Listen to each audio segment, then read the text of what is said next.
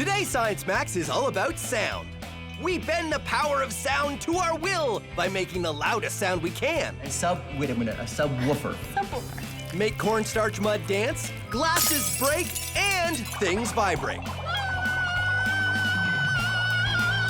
It's the sounds of science. Today on Science Max, experiments at large. Greetings, Science Maximites, and welcome to... Can you hear me? Greetings, Science Max! You can't... Oh, hold on a second. Greetings, Science... Yeah, that's much better. Greetings, Science Maximites, and welcome to Science Max, experiments at large. Today, we're going to be talking about sound. Sound is all around us. We use it every day, but what is it really? Sound is energy. Let's say that this is the... No, stay. Stay. Okay. That this spring is the sound of my voice. When I make noise, it travels away from me in a wave. One air molecule vibrates the next, air molecule vibrates the next, and it looks like a wave. And when there's a little bit of energy, the wave doesn't move very much. Science. But when there's a lot of energy, the wave moves a lot. Science! What do we do? What do we do to make sound louder? This is the Science Max theme song. But it's not very loud because the speaker on my phone isn't designed to make super loud noises. So what we're going to do is find ways to make the volume of that song as loud as possible. Here is one way. Take a phone playing some music and put it in a glass. Make sure the glass is empty, of course. Huh? And suddenly, it's a lot louder. Wow! Why this works is one of the things we're gonna be looking at today. So that's what we're gonna do today on Science Max Experiments at Large. We're gonna learn how to make sound louder, as loud as we can. But I'm gonna need an expert to help me. Oh, I know, Michaela from the Ontario Science Centre. She's very smart. All I need to do is go to the Ontario Science Centre and see if she's busy.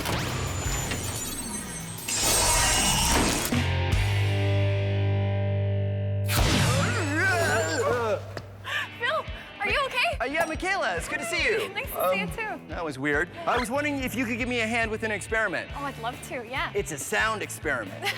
Sounds awesome. Right on. Okay, we'll take the portal. We'll go back to Science Max headquarters. Oh, we take the portal?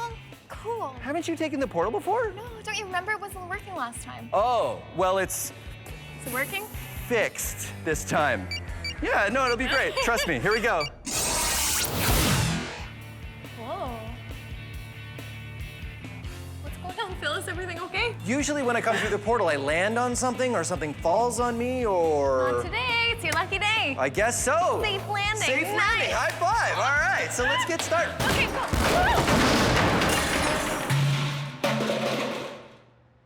This is the experiment I want to max out today, Michaela. I know. Pretty impressive, right? No, hold on.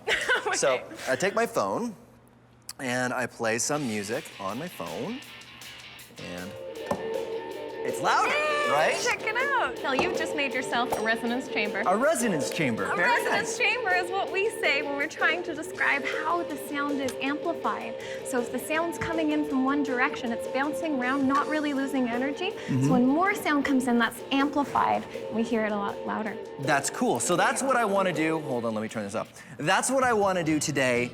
I want to max out as much sound as we can get out of the Science Max theme song, which I'm is so excited. totally awesome. So what else can we do to do that? Well, there's a couple avenues I'm thinking. Do you want to try something with electricity or without electricity? That's because with electricity, we're talking speaker systems and Yeah. Right. So We why can don't we get into do no electricity for now, and then All we right. can jump to electricity when we feel we've exhausted everything that's non-electric. Cool. So I was thinking we could try to make a megaphone, because if we have a lot of sound, we could, funnel it in one direction, and then it would be louder. Okay. What do you Yeah. So think? the megaphone's pretty easy to make, right? We could just use. In fact, we could use this piece of paper, right? Yeah, let's try it. What do you think?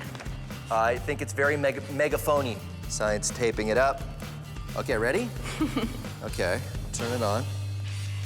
play it. And doesn't sound, but what if I do this? Hey, there it is. Kind of Oh, that song. yeah? You hear it? Yeah. Oh, I hear it. Okay. So that worked pretty well. So, Oh, yeah, it works. Works well. so this is pretty easy, right? Yeah. Megaphone? Oh, yeah. So why don't we max this out? Why don't we make a giant megaphone and see if it makes a big difference? I think it will. Let's do it. Sounds good. Let's get started.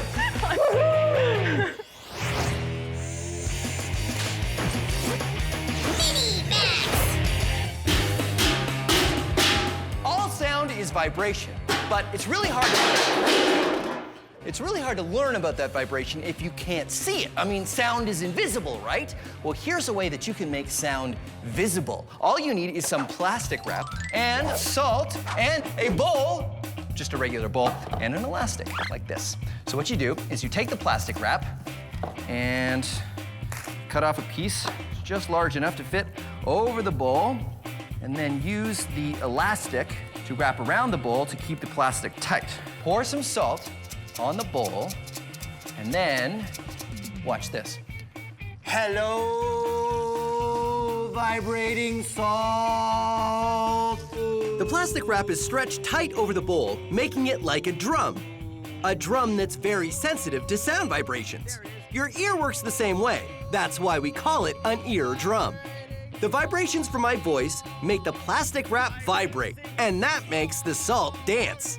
But there's more. Let's max this out. This is a Chladni plate, and what it is just a piece of metal on a platform that vibrates up and down to a frequency which I can program with this dial here. And when the sound waves vibrate the plate, they can interact in ways that make the sand form interesting patterns. Take a look. The sounds I'm generating vibrate the plate, make it move like a wave. But when the vibrations reach the edge of the plate, they bounce back and interact with the other waves going the other way. The way these waves interact at different notes is what causes the sand to make these different shapes. So this is great, but you know what? We can max it out even more. Maxing it out even more.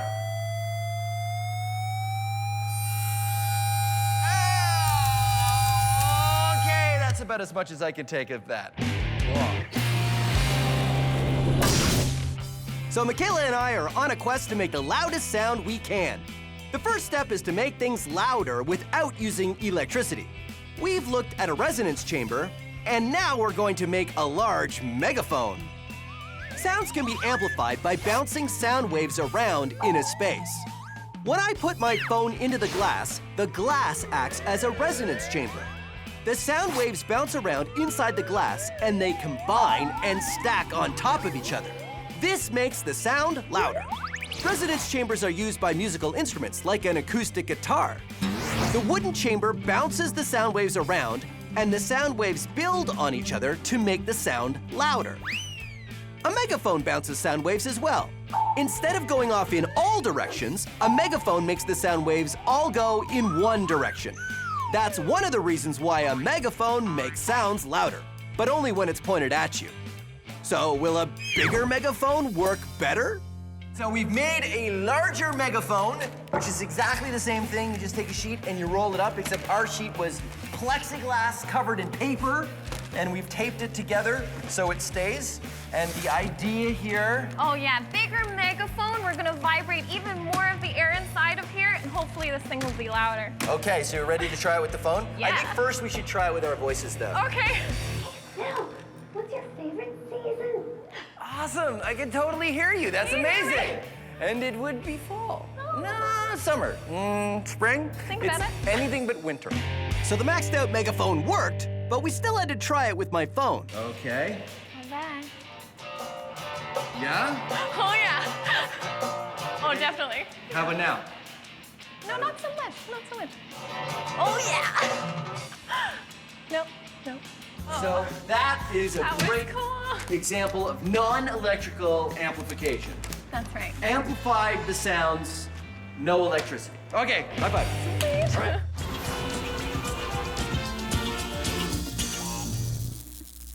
Come on, make some noise!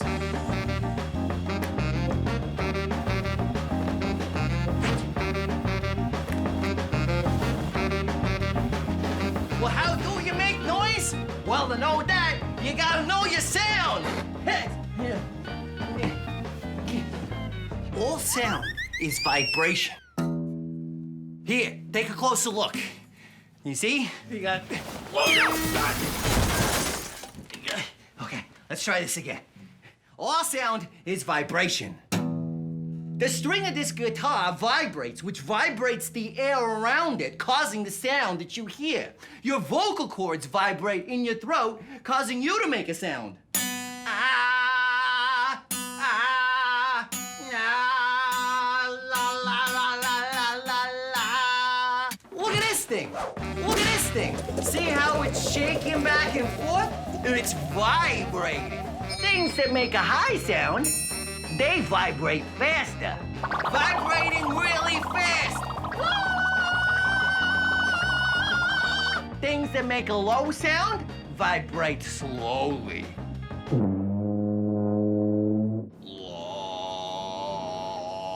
High note, vibrating fast. Fast!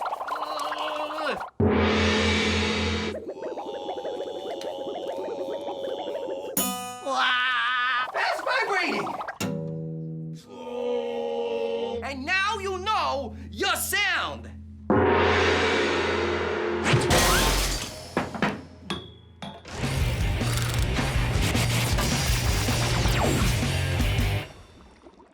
Everything has a resonance, a note that it vibrates best at. Let's say this fish tank is, well, any container where sound would be vibrating, and the waves of water are actually waves of sound. Now, normally, sound waves will bounce around inside the container, off the walls, and go back and forth like that. And how fast I move this piece of wood is the frequency, or the note, that we're playing. I could vibrate this wood very fast and make a high note. I could move this plank very slow and make a low note. And the waves just bounce around inside the container. But there's a speed I can move this plank where the waves stop going side to side and suddenly get twice as big. The waves bouncing off the sides of the tank are meeting the waves going in the other direction. But what we end up seeing is peaks of the waves not moving side to side, just going up and down, like you see here. This is the resonant frequency of this container. So, let's max this out. Say I have a wine glass, and I wet my finger, and I rub it around the rim. It vibrates at a certain note. That note is the resonant frequency of this wine glass. So what would happen if we were to play that note back to this wine glass really, really loud? And yes, this is something you should not try at home. This note makes the glass vibrate the most. Finding the perfect note things vibrate best at is great for musical instruments, but it's not great for this wine glass. The sound waves are causing the glass to vibrate a lot. And because this glass is delicate, it can only vibrate so much before it breaks.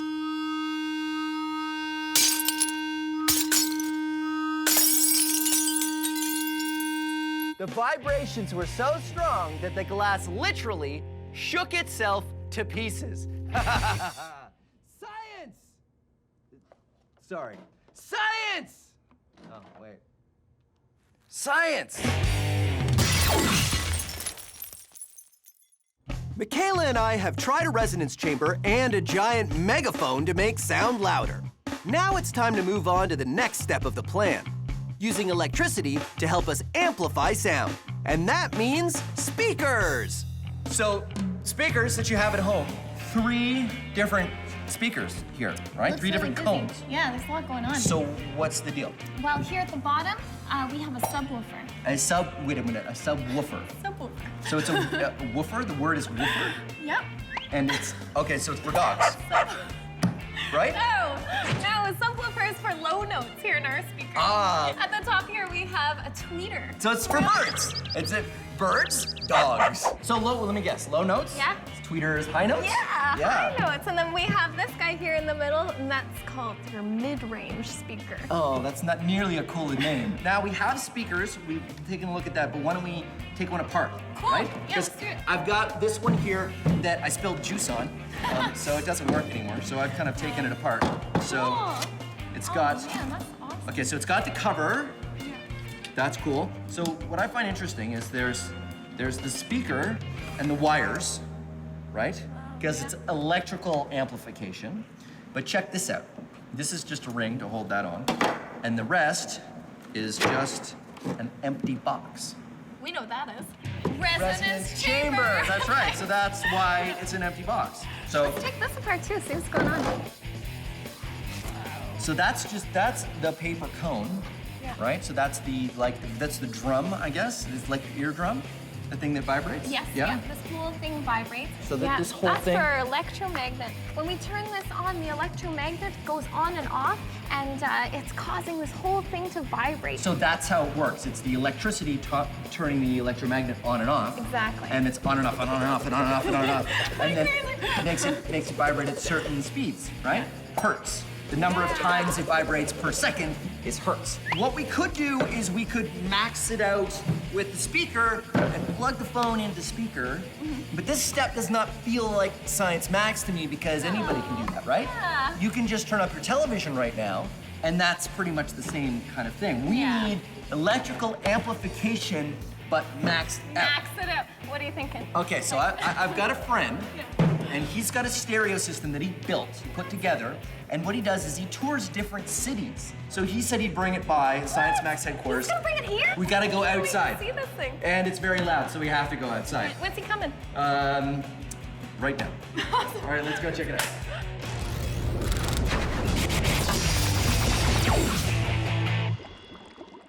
Seeing sound vibrations is fun. This kind of speaker is a special kind. It's called a subwoofer, which is designed to give you the low notes, the big rumbly bass sounds. I tilt the speaker so it's facing up and cover it with big sheets of plastic wrap, which I push into the cone. Then, tape it so it's nice and secure. Then what you need is some cornstarch mud, which is 2 parts cornstarch, 1 part water. I've got some yellow cornstarch and some blue cornstarch. This experiment works the best with low notes. I'm playing a tone through the stereo that is very low. Here's what happens when I turn up the volume.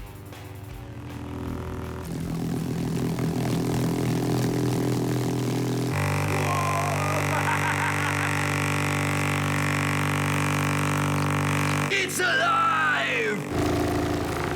You see, cornstarch mud is a shear thickening fluid, which means when you impact it, it turns solid. So the vibrations from the speaker cone are making the cornstarch mud impact, and that's turning it into a solid. But then it sort of also melts back into a liquid, so you get little columns of cornstarch coming up and falling down again. It's like it's dancing. Whoa! Visual sound waves. Science! So Michaela and I are going to max out sound. To do that, we need a maxed out sound system. This is gonna be amazing. This So is gonna be super maxed out sound experiment. This is so James, pumped. Michaela. Hey, James, how are you? Thanks for coming, buddy. Nice to meet you. So, tell us about your speaker system. It looks a lot like a vehicle. This is my audio van. It's got 4 15-inch subwoofers in the back. It's got a whole bunch of power to power it, and I'm glad to be here to let you guys hear it today. Wow. So if I have a speaker at home, like a little speaker like this, how many watts do you think that would be? Somewhere between 15 and 25. 15 and 25 watts. Yes. And you've got 4,000. Yes. So that's a lot more. Yeah, quite a bit. And subwoofers, they play low notes. Yes.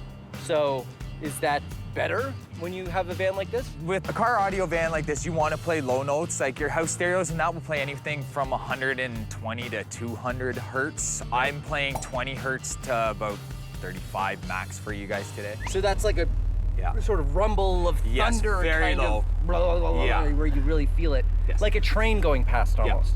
Oh, that's cool. So we get our hearing protection on and we try it out. I know what you're thinking. Phil, what's the point of having loud music if you can't really hear it? Because we've gone from listening to music to feeling it.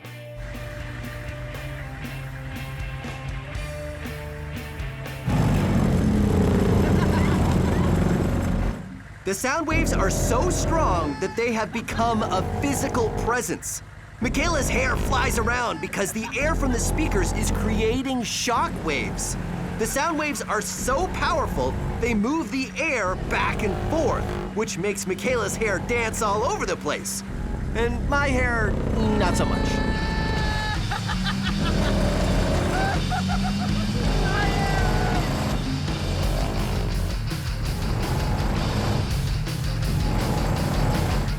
I'm totally jealous of your long hair. Yeah, you need to get longer hair. Okay, hold on. I'll go right. Okay. Whoa! Science Mac, experiments at large, super sound! High fives. Okay, ready to go again? So cool. Yeah, let's do it. Okay, here we go.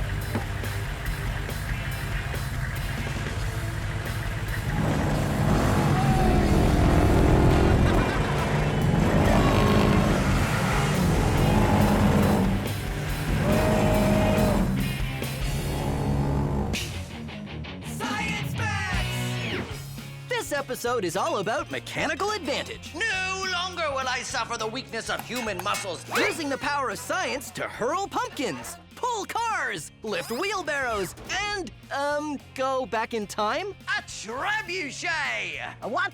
Trebuchet! All on this episode of Science Max Experiments at Large. Behold, Science Maximites! I am Filtron 2.0! I have changed myself into a cyborg to give myself super strength! No longer will I suffer the weakness of human muscles!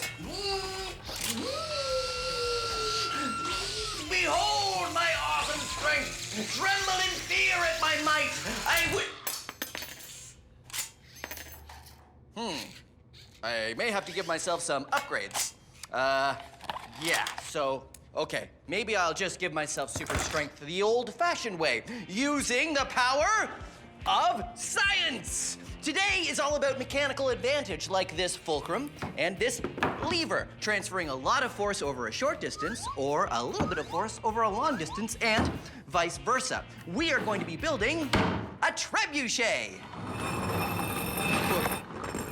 A trebuchet. So a trebuchet looks a lot like a catapult, but a catapult uses elastic force to throw something, and a trebuchet uses the good old lever. There's a lot of weight on the short end of the lever, and on the other side of the pivot is the long end, and we've got a sling here with a marble in it, and we put that down here on the ground, and then we let it go, and whoosh, whoosh, it throws the marble.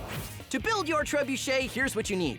Something to be your lever, like a pencil. Something to be your weight. I used batteries. You'll need to make a frame, and I use craft sticks and cardboard for that. A way for it to pivot, like a straw and a shish kebab skewer. Then you'll want a sling, which is a rope, and something to hold your projectile, like plastic netting. Finally, something to hold it all together, like glue. Get your craft sticks, make some triangles with one craft stick sticking up. Then get your craft sticks and make a base which you will put on with your cardboard like that. Now you'll also probably want to make some extra supports that go off the bottom there like that. Then get your pencil and cut a piece of straw so that you can see right through it, and you can get a shish kebab skewer and you stick it through the straw like that, and that's your pivot point, your fulcrum for your lever. What you want to do is put your weights, I've used some batteries, you can use anything that's heavy, on the short end of the lever. That's important because a lot of weight here translates to a little bit of weight going a lot faster on the other end. So, a lot of weight on the short end, and then on the long end of the pencil where the eraser is, you want to take a toothpick and stick it into the top of the eraser and then cut it off so it's just like that. That creates a little hook that you put the loop of your string net on so that when it gets flipped around, the loop comes off and then throws your projectile that way. And then of course you need something that you want to fire. I like to use marbles, but gumdrops work pretty well because they're nice and soft. And you put it in and you pull it all the way down, all the way so it's actually resting on the cardboard like this, and then you let it go. And it fires. And there you go, a trebuchet. Now, if you want to research how to build one of these yourself, it is called a trebuchet. Haha, trebuchet. Wait, I can make it come up, but I can't make it go away. I don't know why that works like that. Anyway. So we need to max out the trebuchet. Let's see, I need an expert. Oh, Chris. Chris from Loudest Academy has a trebuchet. Maybe we can use that one to figure out how we can max it out. And of course, because it's a trebuchet and it's maxed out, we want to fire something, so I thought we would fire, pumpkins. Let's go. Good luck, little pumpkin.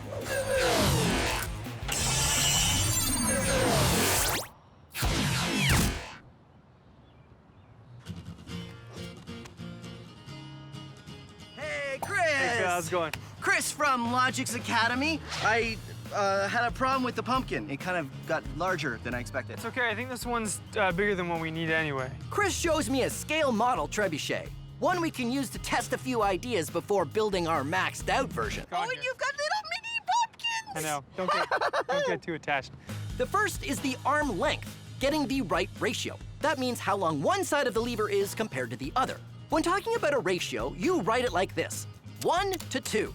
It doesn't matter what the actual measurement is, just that this side of the lever is 1 of that measurement and this side is 2, or 2 times longer than this side. And it turns out a 1 to 2 ratio arm wasn't great. Well, that could be better. It could be better. So we tried a 1 to 6 ratio arm. The 1 to 6 arm threw the pumpkin further, but not a lot further. Better, definitely better. Better? Then we tried a 1 to 4. Turns out 1 to 4 is the best arm ratio. Whoa! That's pretty good. Chris also had an idea about hanging the weights. Because as you see here, these go straight down. And going straight down actually makes this spin even faster. So when we do the big one, we should hang the weights off the end and not attach them to the end. That's right, and that'll give you some extra distance. Excellent. Let's fire this last one. Okay, 3, 2, 1. Whoa! Pretty good. Yeah. Okay, I wonder when we make the big one, do you think we can get it through the goalposts? Oh yeah, I think we can do that. All right, let's try it. All right.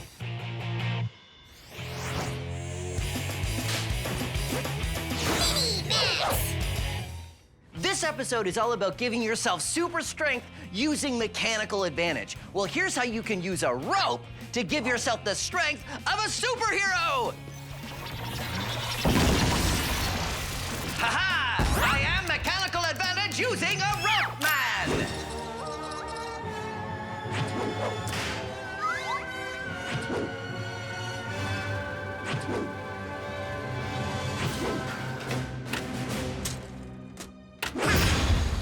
To gain mechanical advantage using a rope, you need 3 things. First thing, a rope. I mean, obviously, that's a given, right? You know you need a rope. Okay, good. Then you need something to pull and something that will not move. What you do is you tie your rope to the thing that you want to pull.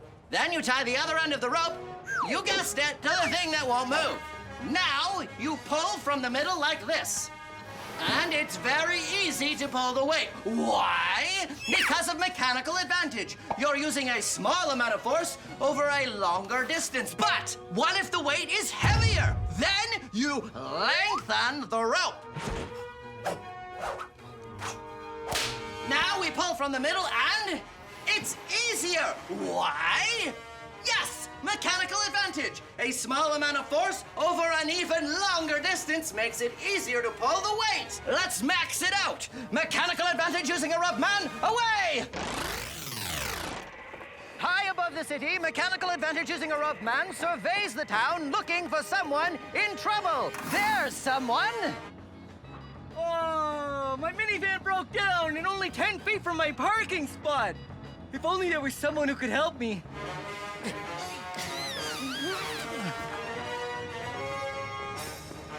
I'll help you.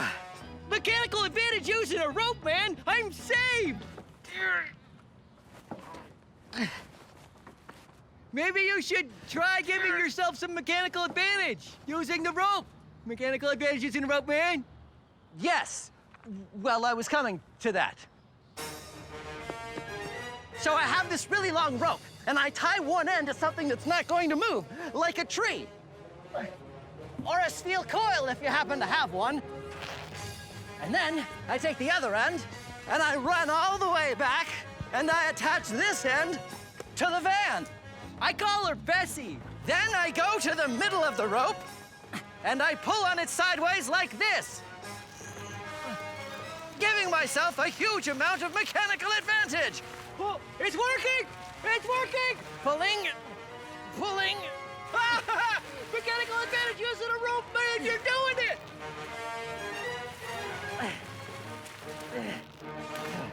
Ha-ha!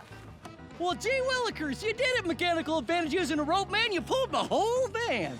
And that's how you can use a rope to give yourself super strength. I am mechanical advantage using a rope man.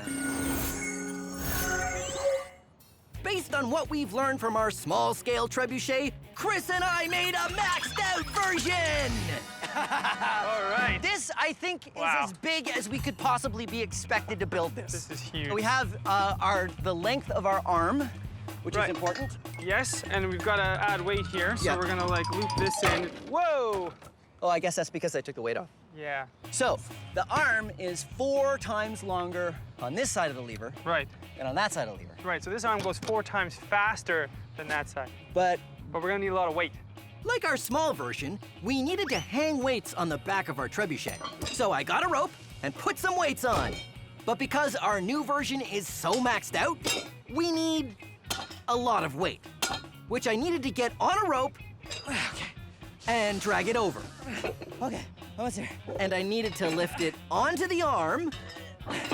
I needed to lift it onto the arm. I lift it.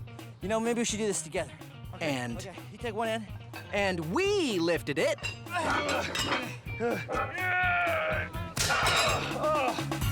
That's gonna be a problem, Phil.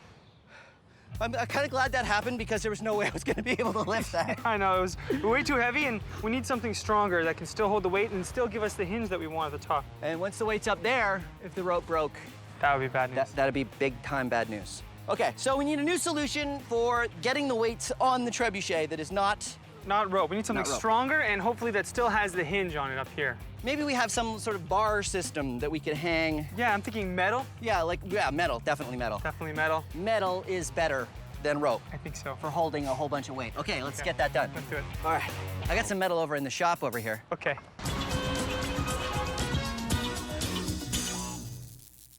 Come on down to Sal's Science Shop. I am Sal, and this is my science shop. You want levers? I got the best levers around. Little levers, big levers, all drastically reduced. If you can find a lever anywhere else for less, then you gotta tell me, because I didn't know anybody else was selling them. Come on down to Sal's Science Shop, your one-stop shop for science. Hey, you want some levers? Well, boom, have I got levers. What class would you like? What's that? You didn't know that levers have different classes? Well, there are 3 different classes of levers. First class, business class, and coach. No, first class, second class, third class. It's pretty straightforward. And what do we need when we have a lever? We need a load, we need a fulcrum, and we need a lever. Ha-ha! First class lever, the fanciest of levers. You got your load on this end, you got your fulcrum right here underneath, and then you put some effort into this end, and wow, look how easy that is. Ha-ha! First class. What kind of thing works like that? Oh, I don't know. How about this trebuchet you've been spending all this time watching? First class lever right there in front of you. Second class lever. Look, there's a load right here in the middle. The fulcrum's on this end, and you put your effort into this end, and you lift it, and look, it's a second class lever. Huh? How cute is that? But what kind of thing works like that? It's like a wheelbarrow. The fulcrum is the wheel. The load goes in this, I guess this is the barrow, and then I lift with the handles. Huh? Look at that. Ha! Lever! Third class lever. You got your load on this end, you got your fulcrum on this end, but where is the effort? The effort's in the middle, and it pivots while you move it. Huh? Where you gonna get that kind of crazy contraption? Salad tongs! Salad tongs! Salad tongs. Look, you put the effort in the middle there, it pivots on that end, and you have the load there.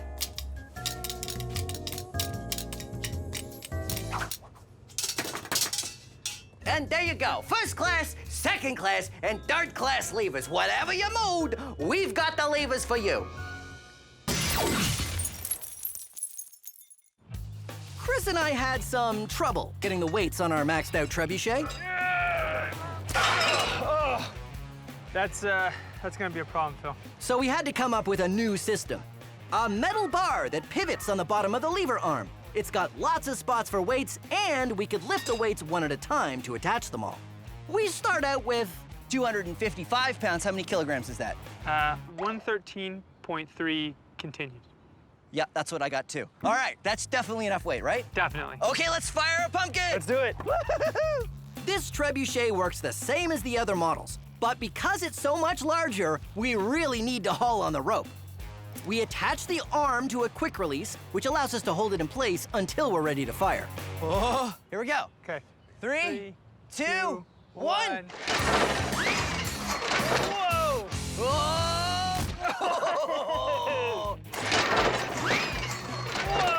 Whoa!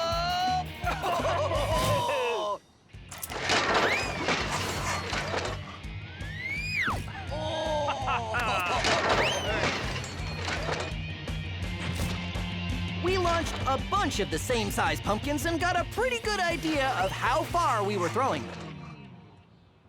Oh! Wow.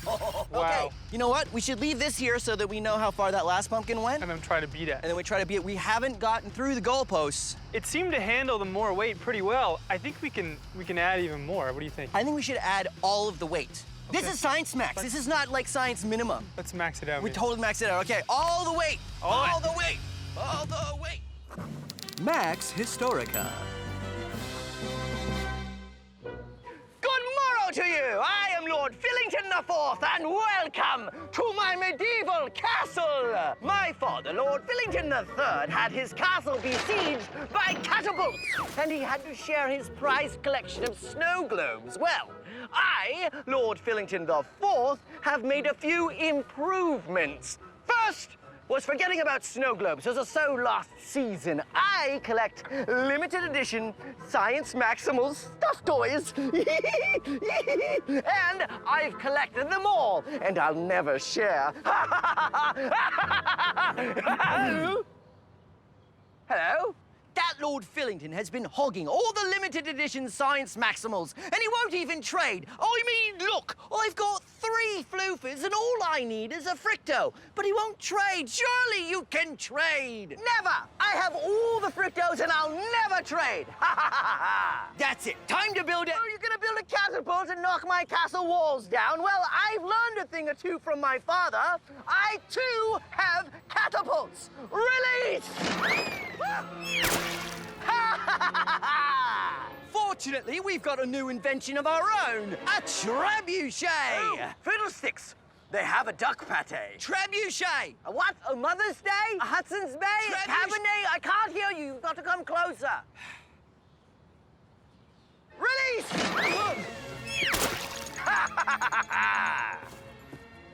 The trebuchet was the best thing around right up until the invention of gunpowder. It could throw farther than anything else, even catapults. What you do, you see, is you put something in there, and then you put a big weight up there, right? And this goes down, that flies around and flies over the castle walls, all from far enough away where he can't get me with his catapults. And it works like this. 3, 2, 1. No, didn't that make it? It's too high. It's too high. Ah! All right, I give up. I'll trade. Oh, that's quite nice. I like that. Oh, and that's how trebuchets were used in history. Sort of. Our giant trebuchet launched a pumpkin pretty far.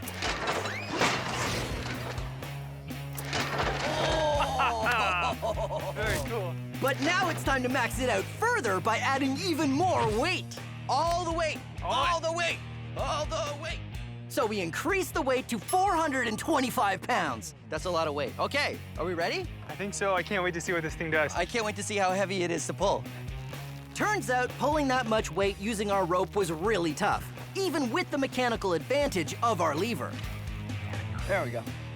We found another pumpkin of the same size, But then we started having another problem. 3, 2, 1, go! Whoa, look at how high it is. What? Whoa! Go! Whoa. What?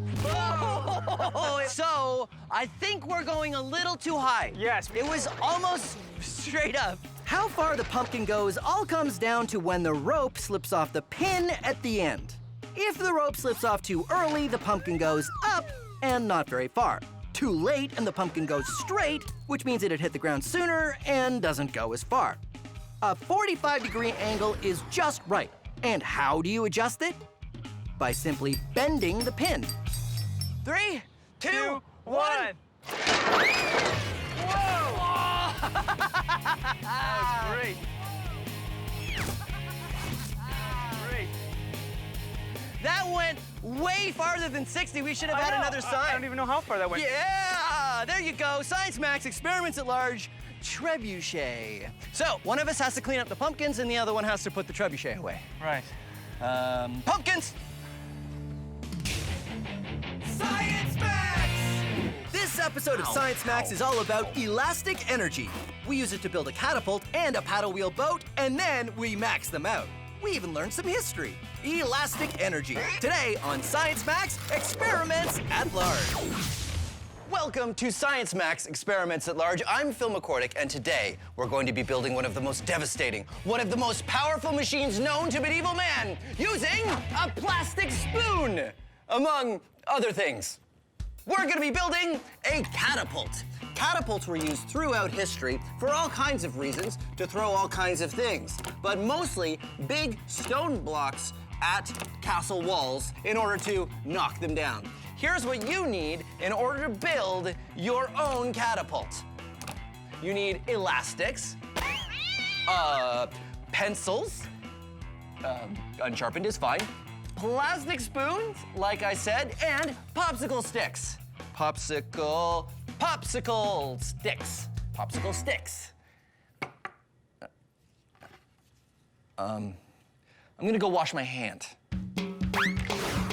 So, here's the science behind what we're doing today. It's all about elastic force.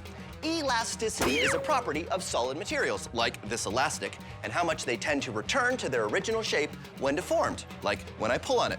Elastics are called elastics because they're great at doing just that. You can pull on it and pull on it and pull on it, and it'll, always return to its original shape. So we are using the power of elastic force today.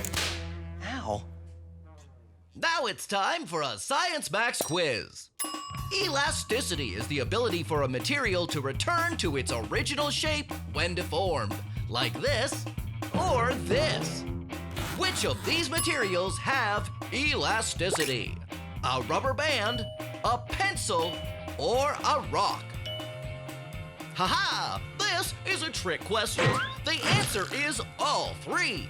Most solid materials have elasticity. Nearly everything will deform a little and still be able to return to its original shape. It all depends on how much.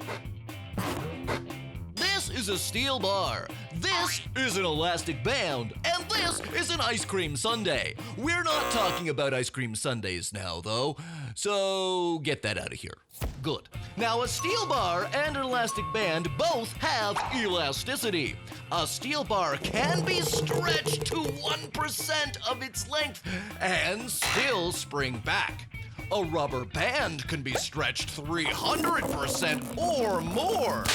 The difference between the two is why we make balls out of rubber and buildings out of steel, because the other way around wouldn't be good for balls or buildings. This has been a Science Max quiz. All right, let's build our catapult. The first step, take 4 pencils and stick your popsicle stick in between so you have 2 on the top and 2 on the bottom. And then use your elastic to go around and around and around. That's why I like building things with elastics, because it makes it very fast to tie things together, because once you go around and you have it nice and tight, you just pop it over the end and voila, it stays together. And that is how you start making your frame. Put more pencils on that side. And another popsicle stick on the other end, held on at the corners with more elastics. Then take even more elastics and put them right around the middle until you get This. I've added a few more elastics around the middle here, and that is where we're gonna get all of our elastic force. I think I have 6. The more you use, the better it's going to work. Take your popsicle stick, stick it in between the elastics, and then start spinning it around. Here's the reason I use pencils and popsicle sticks is because the pencils are a little bit longer, which allows you to twist the popsicle stick around in the middle and build up the elastic force. Now, because I'm twisting, the elastic force we're using here is called torsion, or twisting force. When you feel you have enough torsion, pull your popsicle stick down a little bit so it won't unwind on you, and you'll see that you have all kinds of elastic energy. Then, take your spoon and stick it on the popsicle stick, and you can also break off the popsicle stick if you want to make sure it's the right length. And it works like that. To make the frame, you just need more pencils and elastics. The trick is to make a triangle with 2 pencils attached to your frame. They should stick up right where your catapult arm would be fully upright. Then, take a final pencil and put it across the top. Don't forget to pull the arm back before you put the pencil across, otherwise it'll end up on the wrong side. Now, this is very complicated, and I went pretty fast, so if you want the step-by-step instructions on exactly how to build this, go to our website. And there you go, a catapult of your very own that you can use to knock down very small castle walls. I've also built a larger catapult using all of the same principles. Pretty good, huh? It's got a longer arm, which means I can throw marshmallows even further. Whoa. Or I can throw larger marshmallows, or I can throw very large marshmallows. Whoa. Now, I know what you're thinking. You're thinking, Phil, is that the largest catapult you're gonna make? Well, of course not. This is Science Max, experiments at large. I'm headed to the Center for Skills Development and Training, and we're gonna max out the catapult so that it's big enough to throw one of these.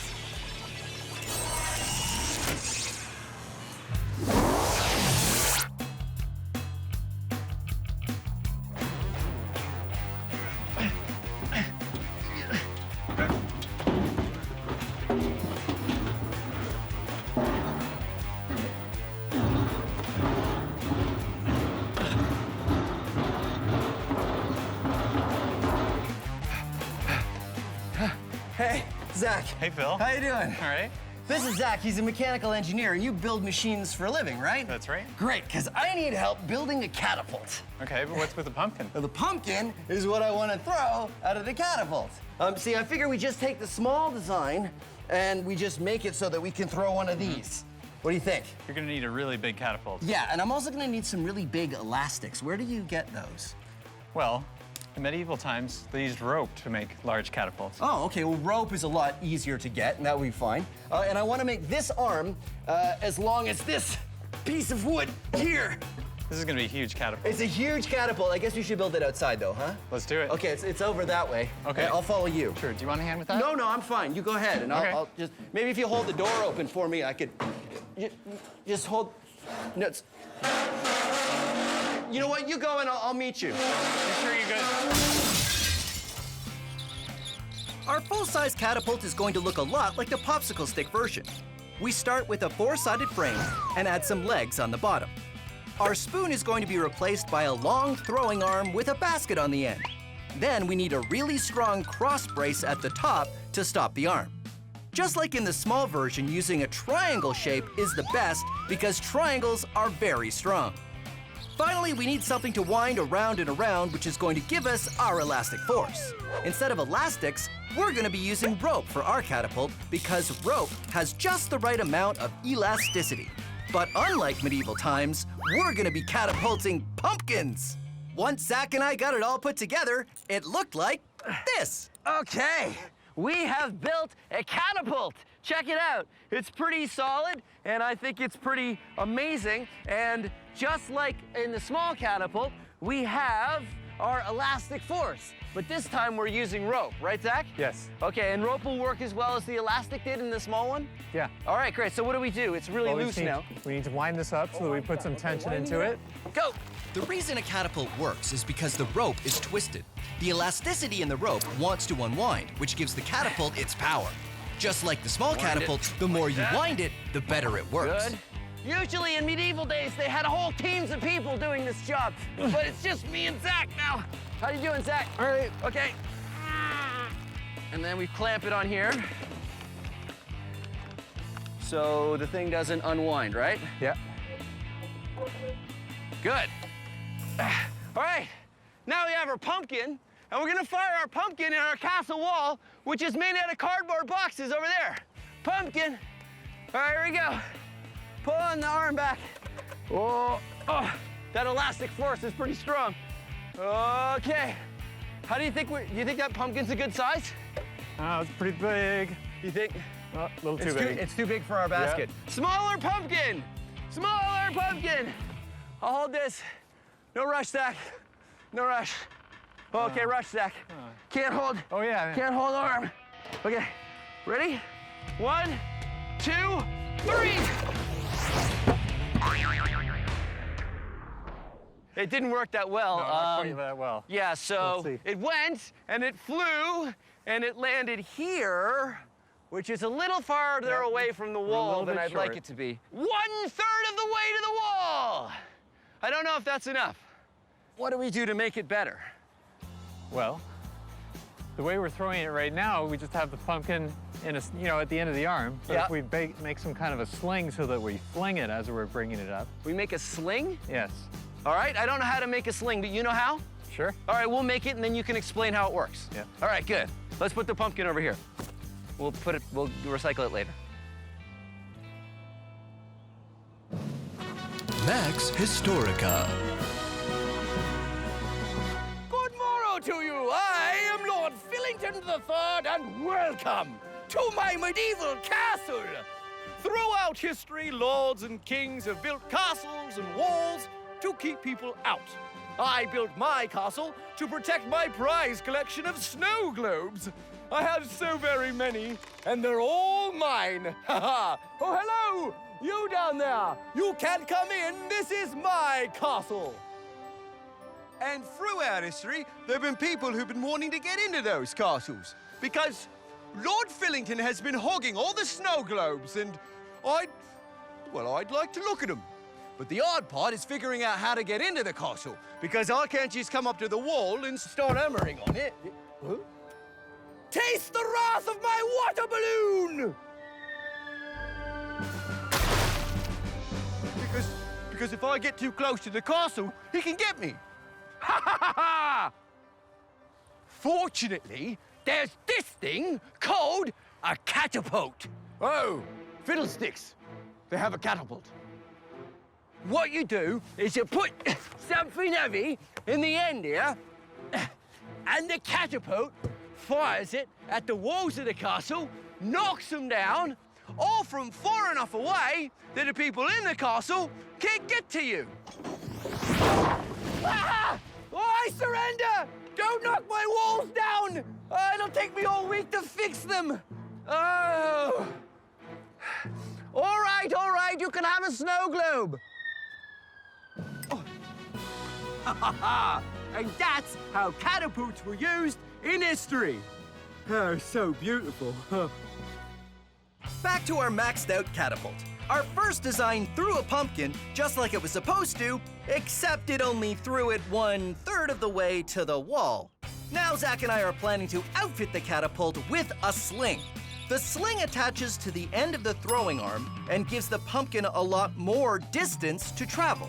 Because the pumpkin is traveling a longer distance in the same amount of time, it will be going faster, which will hopefully get it to the wall, or at least a lot farther than before. So we built this sling. How does this work, Zach? Well, we've got one end tied here. Yeah. And then we put the pumpkin in here. Wait. Okay, pulling arm down. Pulling arm down.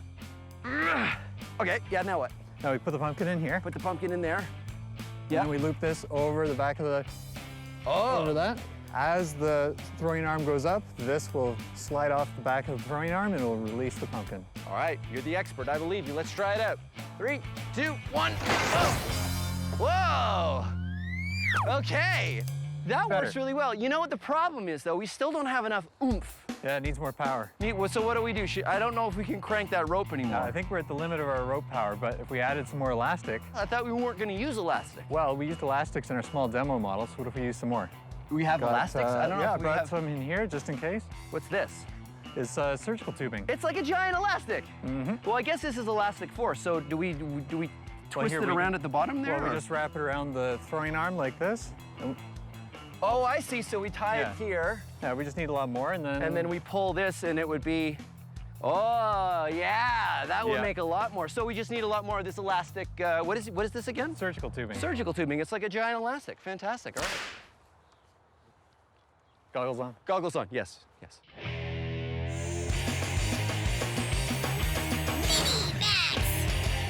Here's another fun way you can play with elastic force. Take a milk carton. I prefer Science Max milk because it's the creamiest. 2% cream, 100% science.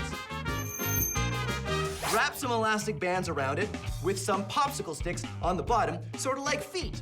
Then take some clamshell packaging, which wraps just about anything you buy nowadays, and cut out a square or a rectangle. Then wrap some tape around that square with an elastic in it, and put the elastic on the feet of your milk carton. Then wind it around and make sure you go backwards so your paddle wheel boat will go forwards when you put it in the water.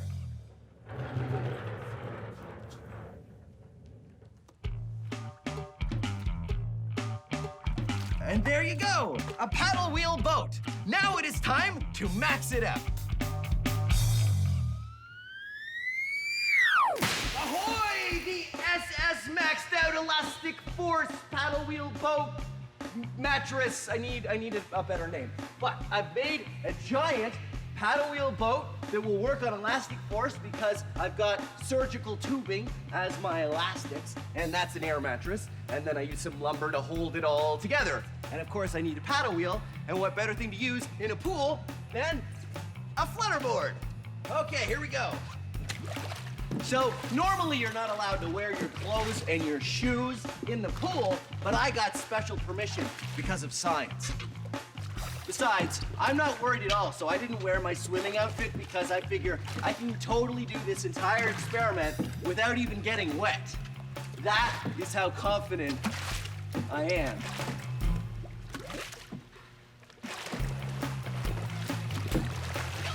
All right, now the tricky part, we'll be getting onto the mattress. Okay, here we go. Ha-ha! Whoa. Ha-ha! The SS Science! Hey, SS Science, that's a great name for this. Look, it works great, and I managed to stay totally dry. Huh? Well, almost. Whoa, oh, oh. Haha, you thought I was gonna fall in the pool, but I didn't. Uh-oh. My flutterboard has stopped moving, and I'm in the middle of the pool. Almost. Yeah. Didn't think this through. No. No. No. No, that's not going to work. Maybe I'll wait. Our maxed out catapult was working well with the sling we attached to it, but it still didn't make it all the way to the wall. Zach's idea is to attach a bunch of surgical tubing to the cross piece of the catapult. Surgical tubing is pretty much big elastics, so we'll have two places we're getting elastic force from, the rope and the surgical tubing. Hopefully this design is enough to help our catapult fling a pumpkin far enough to hit the castle wall. All right, here we go. You hold that. I get this. We got our system down now. Okay.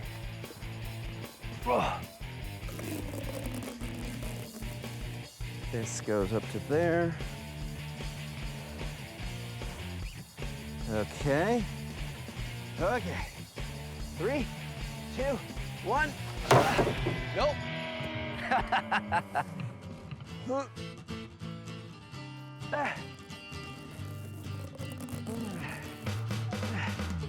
1, 2, 3. Oh! It went too far. It went too far. That's so good. Oh man. Okay, so all we gotta do is move the catapult back. So you get that side, I'll get this side, and we'll move the catapult. See, now our catapult is too good. We gotta back it away from the castle. All right, let's go again. Aha, pumpkin. Pumpkin. Pulling arm back. Pulling arm back. Grunting. Loading. Pumpkin. Hooking rope on arm. Hooking rope on arm. More grunting. More grunting. Pulling back strongly. 1, 2, 3. Oh. Oh. Oh, wow. Woo. We're inside the castle. We're still inside the castle. Oh, man. It's an excellent shot, though. So what do we do? Move the catapult back? Yeah. Move the catapult back. What about here? Here. Here we go again. Pumpkin. Pumpkin. Loading arm. Loading arm.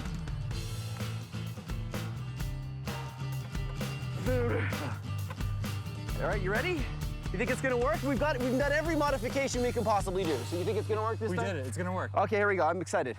All right, ready? Ready. 1, 2, 3. Whoa! Yeah! Woohoo! High fives! Well, there you have it. Awesome job.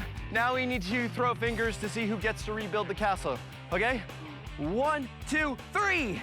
Oh, thanks very much for joining us. Let's take a break. I'll rebuild the castle. You see, this is exactly how catapults used to work. They'd hit the same part of the wall over and over until they made a big hole, and that would weaken the wall. Fortunately for me, it's really easy to fix. Just put this right in here. Oh, man.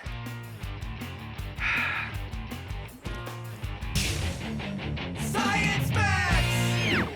This episode of Science Max is all about building things strong. 2. And let's do 3. An arched bridge, giant house of cards, magical stacking books, and more. Oh, I thought they were gonna do it. All on this episode of Science Max Experiments at Large. Oh, hello, Science Maximites. We've got a lot of work today, so I was just getting prepared. You know, taking something flimsy and making it strong, that's what scientists and engineers do every day. And it's also pretty fun. You take something that's not that strong, and by the way you build it or put it together or change its shape, it suddenly becomes a lot stronger than you think it was. So I thought that's what we should do today on Science Max Experiments at Large. We should build something. So we're gonna build an arched bridge, and we're gonna build it out of sugar cubes. So here's what you need. You need some sugar cubes, you need some sandpaper, and you need some modeling clay. So first, you want to make some abutments out of your modeling clay. What is an abutment, you ask? It is this. They distribute the force laterally from one side or the other. I like to use this. This is half a roll of duct tape. And so it fits in just like that, and you see, it's a perfect arch. If you just take sugar cubes and you try to stack them into an arch, it's not going to work because the sugar cubes may not even fit all together, and you can see only the bottoms are touching. I take up the guide and it all falls apart. So here's what you do. You take your sandpaper and you change the squares into trapezoids, and you start sanding down your sugar cubes into trapezoids. Basically, you want one small side and one long side. Thin at the top, wide at the bottom, or wide at the top, thin at the bottom. It's a trapezoid no matter which way you hold it. Put it on the bridge and see. And as you go, you will see if you're doing it right, there will be no gaps. If you go to the Science Max website, there will be a guide that you can use to help you make the sugar cube bridge. so you don't have to spend as long as I did making this one. And then the most important part is the keystone. That's the one that fits in right at the top, just like that. And when it does, you can take away the guide, and it stays up. Isn't that cool? It stays up without any glue, without any mortar, all based on the shape of these sugar cubes. The cool thing is, it'll hold the weight of a whole car, provided you have a very, very small car. The reason why it works is because the weight is distributed along the arch into the abutments and down into the ground. That's what makes an arch bridge so strong. And that's what we're gonna do today. We're gonna max out an arch bridge. So I think I'm gonna need some help though. Maybe Sonia from the Ontario Science Center. She really knows her stuff. Yeah, I'll go there and I'll see if she's busy. All right, come on, let's go.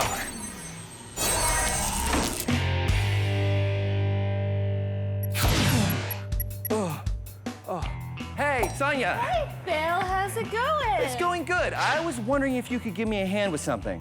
Okay, what's up? I'm building, well, it's easier if I show you. All right. Do you mind coming back to Science Max headquarters? We can take the portal. But that thing doesn't always work. Oh, it is fine. Well, I mean, that worked just fine. Uh-oh, it usually makes a beeping when I do, oh, it's out of batteries. Oh, I told myself, Phil, charge the remote before you leave the lab, and then I...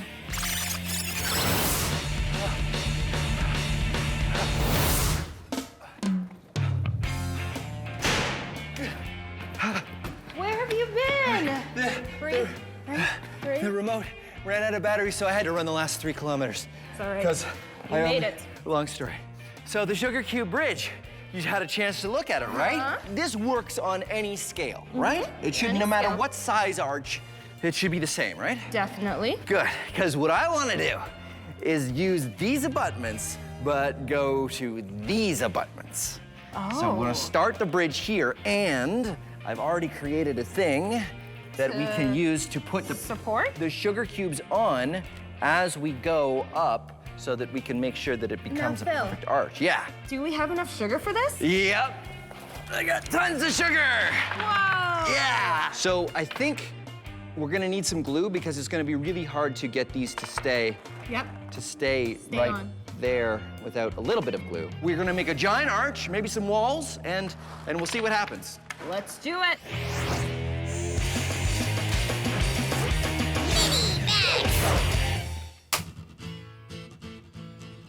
Oops. An egg. Now you might think of eggs as kind of flimsy, and they do break pretty easily, but eggs are actually stronger than you think. It's because they're, well, egg-shaped. You see, the top of the egg is like a little bit of an arch, and the bottom of the egg is also like an arch. And arches distribute the weight, just like they do in a bridge. Here's how you can experiment with how strong eggs are. First, you want to get a pair of gloves to protect your hands from the shell, just in case anything goes wrong. You should also tell an adult that you're doing this experiment because if it does go wrong, you're gonna have some mess to explain. And also, you should probably put on some safety glasses. Now, here's what you do. Take your egg and carefully put it in your palm just like that. And put it against your other palm, and you're gonna push in directly on either side of the egg. Start pushing harder and harder. You can even lace your fingers and press even harder. And if you do it right, the egg won't break. Pretty amazing, right? So, just how much weight does an egg hold? Can one egg support my entire weight? Let's find out. I'm gonna lift my weight up like this and lower myself down. And no, cannot hold my weight. Can my weight be supported by 2 eggs? Oh, nope. Phil's weight, 4 eggs.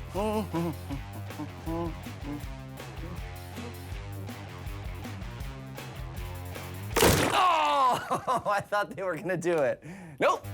My weight on 8 eggs.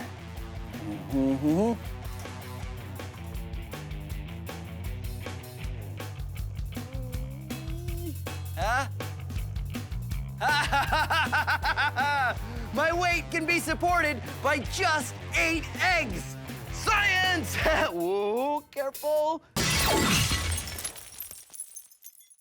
Sonia and I are on a quest to make a maxed out sugar cube bridge. The reason why an arch works is because the weight, or the load, of whatever's on top of the bridge is carried outward along the curve of the arch to the abutments at each end, which carry the load and keep the ends of the bridge from spreading out. No matter what you build your bridge out of, sugar or stone, the science stays the same. Sonia and I are building a much larger bridge out of sugar cubes. We're using glue to help the sugar cubes stay together, just like stone bridges use mortar. And when we're finished, it was pretty impressive. A massive sugar cube bridge, right? High fives for that. The moment of truth comes when we take out the support and... Yeah! It works! Okay. Giant sugar cube bridge. So do you think it'll hold some weight? I think it definitely should, because right now we have an arch, perfect arch, and the weight is being distributed to the sides, the base. So that's what it's for, right? We can put weight on there? We can definitely put some weight. One to start? Let's start off with one. Okay. And let's see how it goes. All right. Here we go. All right. Yeah, 1 book, yeah! All right, sugar cube bridge. 1 book. 2 books. Are you nervous? Yeah! Sugar cube bridge, 3 books. 3 books. Oh, that was great. It held up 3 books. 3. Well, technically it held up 2 books and broke on the 3rd. So it's kind of still far from how much weight we want to hold because we want to cross it. We definitely want to cross it, so that means we need something bigger and stronger. The cube works. You're right, because the cubes are great because that keeps the science the same. Yeah. Right? So something cubular. The milk crate, really? Definitely, I think we should use those. It's a cube. It is a cube. A whole bunch of milk crates, and we'll see what we can do. I think that sounds great. Awesome.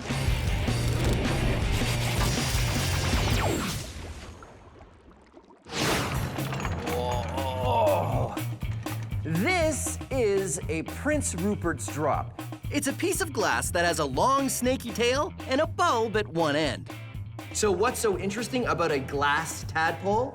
Well, I'll show you. And remember, this is just glass.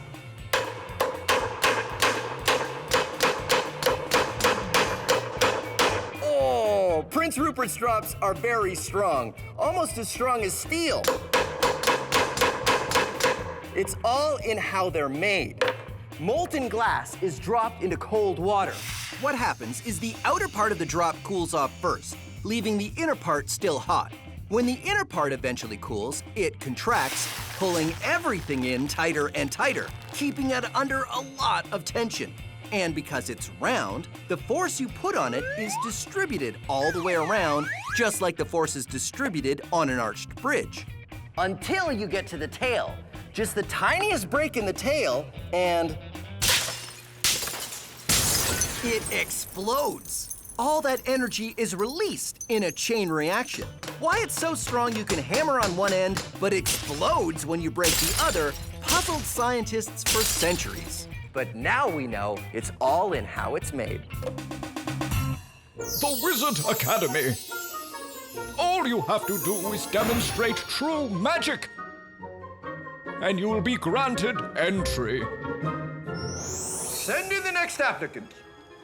Okay, don't let them see you. Don't let them see you. Okay, magic smoke. And here we go. Big entrance. Behold, it is I, Overwhelmo.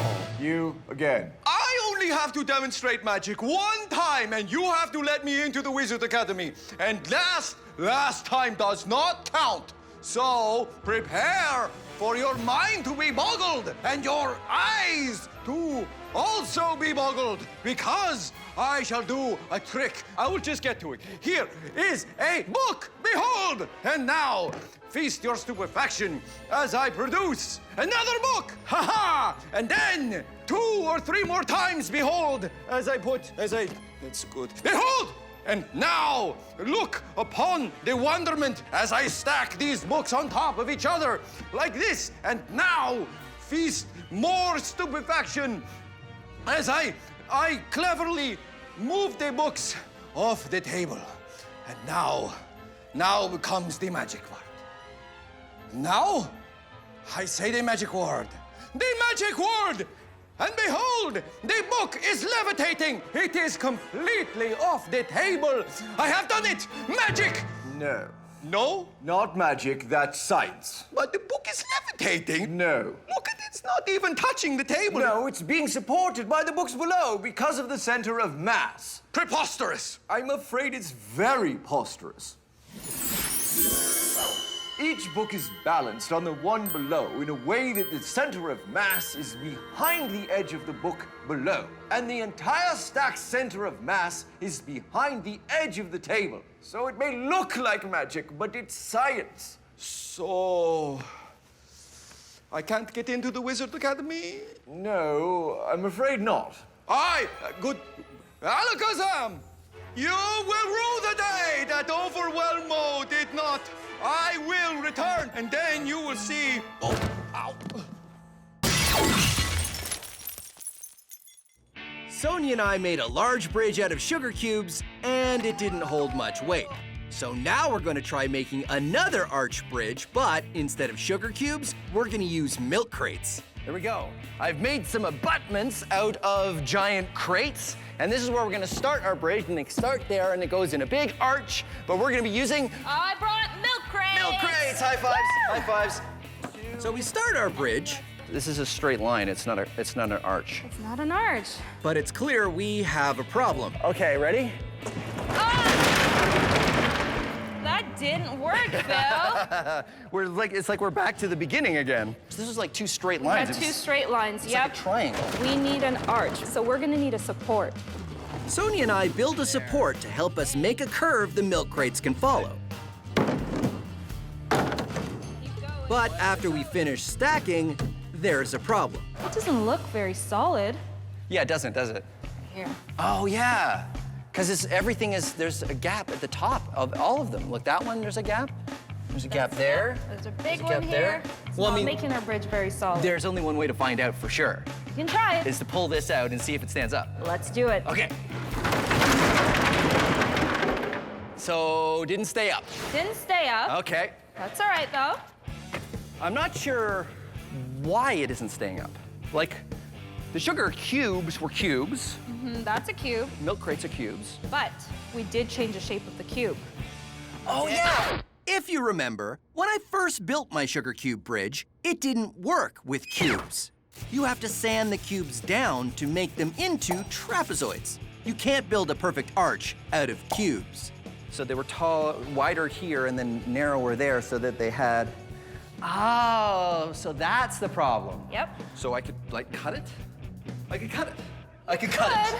You could. I could cut it. That's gonna take a long time, though. If we cut the milk crates into trapezoids, everything will work, right? Right? We take a milk crate and with the right safety gear, we cut it so we can reshape it into a trapezoid. Good. And it works.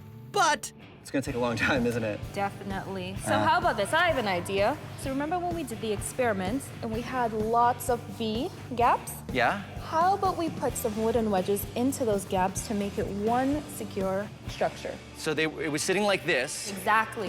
So what we're gonna do is insert wooden pieces right here, so we'll fill those gaps. I get and it. we'll make it one secure structure. Instead of cutting all of our milk crates, we can keep the milk crates. Yep. And they can be solid and we just add to it rather than take away. Taken away, exactly. That is a smart idea. Okay, let's make some wedges. All right.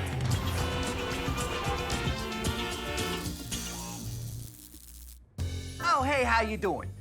Let me guess, you want to build a strong structure, something that'll stand the test of time. Well, you know you gotta use the right kind of shapes. Look at this, a square. Now, squares have gotta be strong, right? Well, maybe. Maybe if you press straight down on it, but watch as I push to the side.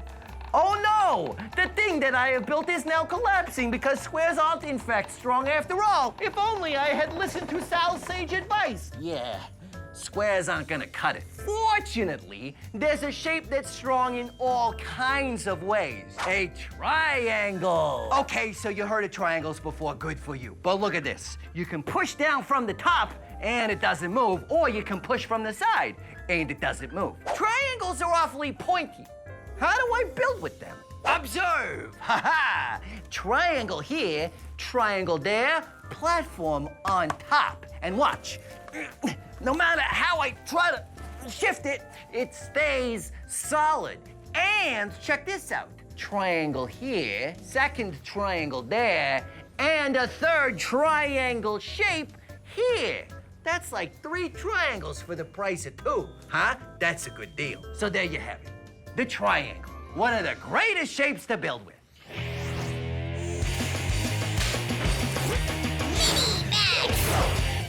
This is a house of cards, and if you've never built a house of cards, you should definitely try. Try, because it's not easy. What you need to do is you need to make triangles with the cards. If you do it just right, they'll stay up.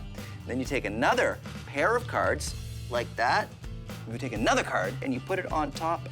And it stays up. Keep on building by making triangles and putting another card across the top like a roof. Then, when you're ready, you can start to make a second layer. It takes a lot of patience to make a house of cards. But with enough patience and really steady hands, you might be able to finish it. There we go. Ha-ha, a house of cards. Now, let's max it out. Shh, backing away slowly. Backing away slowly. To build our maxed out card house, the Science Max build team and I used large pieces of foam insulation, which were super light and easy to work with.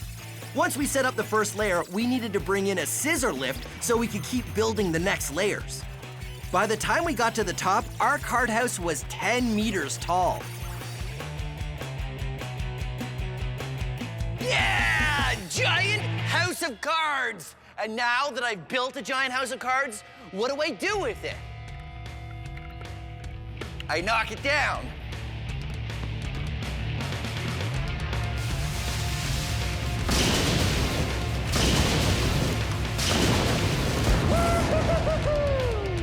Science! I'm gonna build it again. Sonia and I are rebuilding our milk crate bridge. Since cubes don't work if you're trying to make an arch, and changing the shape of each milk crate would take too long, we're using wooden wedges to fill the gaps at the top of the milk crates. Once we get the wedges in, the milk crates have support at their tops, and they make a perfect arch. Are you ready? I'm ready. All we have to do is pull the wooden thing out, and if it holds up on its own, we've done it. We pull out the support, and it stands! It works! The bridge supports itself! Now it's time for the final test. We try to walk on this bridge. So we spent some time making sure our bridge was safe. We added a crash mat, and we built a second arch. We sure did. So that it's a little bit wider, and it feels very solid. So the only thing to do now is to test it. Test it out. You gonna do it? I absolutely will. All right. Absolutely. Sonia puts on a helmet and gives it a try. And sure enough, it works. Yeah! Milk crate bridge! Milk crate bridge! Milk crate bridge! Milk crate bridge! Milk crate bridge! Woo-hoo-hoo-hoo! Science Max experiments at large. Milk crate bridge! Yay for science! High five! High five! Science Max! We're flying again on Science Max. Gliding squirrel. Throwing things, spinning things, tumbling things, and maxing things out just a little too much. Go, go, go! Go, go! Wait! Keeping things up in the air is what's on the runway for this episode of Science Max Experiments at Large. Well, hello there, Science Maximites. Today, we're going to be flying on Science Max Experiments at Large. Take a look at this. It's my paper airplane. Give her a bit of a throw and she flies amazing. Now, take a look at this. This one is lighter than air. It's a helium balloon, and guess what? It flies on its own. See you later. Well, just hold on a second there, friend. What's this whatchamacallit called? I'll tell you. It's called a hoop glider. Give it a toss and she flies really well. But today we're flying in a whole new way, Science Maximites. I know it sounds like we've covered all the bases for flying, but we haven't. Come on, follow me. Oh, didn't actually realize how much these goggles would fog up. Where was I? Oh, right, we're flying today on Science Max. Come on. Today, we're going to be building a tumblewing. That's a kind of paper airplane that flies on a cushion of air. This is a big mouth tumblewing. It doesn't look like much because, well, it's not. It's just 2 strips of paper taped at either end. But what you do is you throw it in the air and you walk along behind it with a hard surface like this, and that little scoop of air keeps it flying. And here's how you can make a tumblewing of your own. But first, a word about paper. Did you know that paper comes in different weights? The kind of paper you get from the printer is actually pretty heavy. The ideal paper to use for tumblewing making is from a phone book. You may not have a phone book at home. They're kind of rare right now, but its paper is very, very thin and the perfect for tumblewing flying. Now, if you don't have a phone book around, you can use newspaper. It works almost as well. What you do is you cut out some strips of paper, and you just need 2, and you put them on top of each other, and then you offset them, which means you take the top one and you slide it over till there's about maybe a centimeter, 2 centimeters, something like that. And then you take your handy dandy science tape, which is the same as regular tape, except you use this tape only for science. And you tape the edges very carefully like that, and flip it over to the other side. Make a little tape on this side, just like that, and there you go. You have a big mouth tumblewing. Now you also want to tweak it just like you do with a paper airplane. You want to curl the paper a little bit, curl this side a little bit, and let's see how it flies. You'll know you have it right when it doesn't go to the left or right, but just opens up and tumbles straight down. Ah, not too bad. That one curved a little bit, so I'll have to tweak it a little more. Now, the other thing you're gonna need is a nice hard surface. The kind of signs that you get when there's an election are perfect. I happen to have a few of these sitting around, and they are made of something called corrugated plastic. They're very light, but they're also very hard. So you can use this, but you can also use cardboard if you don't have any of these around. So what you wanna do is get your tumblewing and your hard surface and flip it in the air, get it flying very nicely, and then walk behind it with your board, and a scoop of air will be behind it, and it will fly. But it may look easy when I do it, but that's because I've been practicing quite a bit. So here are some tips for tumblewing flying.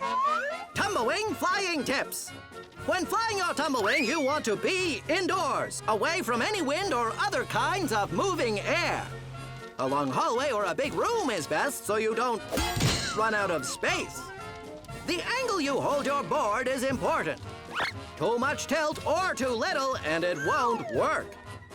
Keeping your tumblewing in the air is mostly about the speed that you want. Too fast and the tumblewing will go over the top. Too slow and it'll fall. Finally, practice, practice, practice. Happy tumblewing flying! Now I just need an expert to help me. Okay, let's see here. Lisa from Loudest Academy. She'd be perfect. Okay. There. And, oh wait, I need a lab coat. Oh, and Lisa needs a lab coat. There we go, Lisa's lab coat. Good, my lab coat. All right, my turn. Oh, my lab coat changed color again. I'll fix it later. Lisa's gonna be here any minute. Oh, hey! That was so fun! Oh, did you like the portal? I loved it. Hi, Phil. Lisa from Loudest Academy, I'm glad you're here. Your lab coat changed color as well, though. It's supposed to be yellow. I think we had a glitch. I kind of like it, though, blue. No, but we gotta do yellow. Yellow is the Science Max lab coat color. Okay. So, we are here to talk about the tumblewing. I've got my big mouth tumblewing here. I have Got mine, yours? too. Yeah. Now, what are we want to max it out, obviously. What else can we do? Well, actually, there's a lot of different designs that we could try. This is a big mouth tumblewing. There's also tumblewings that are just a straight sort of single wing. Oh. And then there's some that are like an actual airplane or a glider. Ooh, and we can max them all out. Of course. All right, let's get started. Let's do it. And we'll get the yellow lab coats. And I really like the blue. We gotta get the yellow on. There, now we've got our yellow lab coats. I've got my big mouth tumblewing, and I got my board to push the air. Oh, look at that! I voted for you. You did? I did. Oh, you were the one. Okay, so let's talk about the science going on behind this air surfer. Okay, so just like in an ocean, if you were surfing in an ocean, you'd be surfing on a wave of water. Right now, our tumblewing is surfing on a wave of air that you're creating with a board. And air and water are actually both fluids. Oh, cool. So we they can behave the same way. So it really is surfing. It is surfing. And actually, sometimes we call those air surfers. Cool, well, why don't we have you surfing competition? Because I actually have here a Team Phil board and a Team Lisa board. Okay, so what do you want to have a race? Yeah, absolutely. Okay, you want to take this one? This one flies really well. Definitely. I'll make a new one. Okay. Welcome to the Air Surfing World Finals, almost live from Science Max headquarters. I'm Jim and I'm joined by Chuck. Today it's Team Phil versus Team Lisa. Team Lisa has a lot of heart, Jim. But Team Phil is on his home turf. Let's see how they do. Round one is, of course, the tumble-wing race. And a great day for air surfing. The teams are ready, and there they go. Ooh, Team Lisa looks like she had some trouble starting. Team Phil has already pulled ahead, but Team Lisa is off the marks now. I think that beginning fumble might have cost her. Let's see. Team Phil with a commanding lead, but Team Lisa's catching up. Oh, Team Phil loses his tumblewing at the last minute. A great dodge and a pass by Team Lisa. Can she hold it? And no! Taking 10 steps back is the rule when you drop your tumblewing, Jim. It's anybody's game. Looks like Team Lisa fumbles her start. Phil pulls ahead. Can he be caught? Almost at the finish. Yes. Team Phil with the win. What an upset. All right, you had a lot of practice with that one. Yeah, okay, so you got another design? Yeah, let's try the single-wing New one. design. Okay. So at the end of the first round, we have Team Phil with 1 point, Team Lisa with 0. But now we go to the second round where the design changes. We're now looking at a single wing design. It still tumbles like the big mouth tumblewing, but made from a single wing. Does that make them harder or easier to fly, Chuck? A bit harder. They're faster and more maneuverable. If you wanted to, you could research tumblewing and you would be able to find this design. And this is what these show you where to fold it. Yes. So the dotted lines or the dashed lines are where you would fold, and the solid lines is where you would cut. What's more, Team Lisa has more practice with this version. And they're off. Oh, Team Phil with another early lead, but Team Lisa's catching up. Phil doesn't have much practice with this version, and it's starting to show. You're right, Phil fumbles. Oh, Phil fumbles, and Lisa passes him for the win. There we go. At the break, we're all tied up with Team Phil and Team Lisa with 1 point each. Look how well mine's going.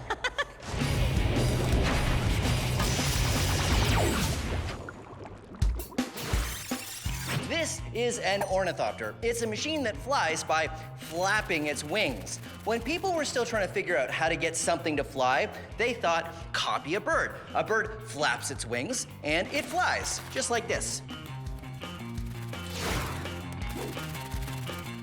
So, why don't we have airplanes that fly by flapping their wings? It turns out that flapping wings is actually complicated mechanically. First of all, you have to tilt the wing when you go up so it doesn't take as much air, and then turn it so you push more air on the downstroke. So flying like this would be kind of hard for an airplane and really hard to do on a large scale. So humans came up with this, a propeller. A propeller catches the air, and if you spin it fast enough, it gives you lift.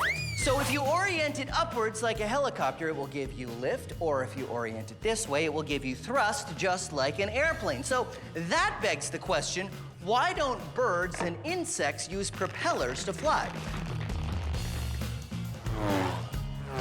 Turns out, though, that rotating a propeller is really hard to do with something that has muscles and tendons. So in the end, birds fly by flapping their wings, and humans first learn to fly by rotating a propeller. Science. Lisa and I are air surfing. We've tried 2 different versions of tumblewings, but now Lisa has a new design, one that doesn't spin as it flies. Okay, so what do you have now? Oh, check this out, Phil. This is a mosquito glider. All right, so it's like a paper airplane. Yeah, but it's not made of paper. It's made of a light foam. Ooh. The mosquito gliders work the same way as the tumblewings, but because they're much larger, they're much harder to control. I got it. Oh, no, no, no, no. Oh, almost into the stuff. Not bad, though, right? You got it. This is very tiring. This is really hard. It takes a lot of flying time to master. We got the hang of it, but we quickly learned that you have to run a lot faster with the gliders. And we were soon out of breath. Whoa, sorry. You gotta be in good shape for this. Turns out a bigger glider is much harder to fly. So, ultra maxed out mosquito glider. We made it even bigger. Why? Well, because it's Science Max. Bigger board. We needed a much larger board and tried first with 2 people. Ready? Going.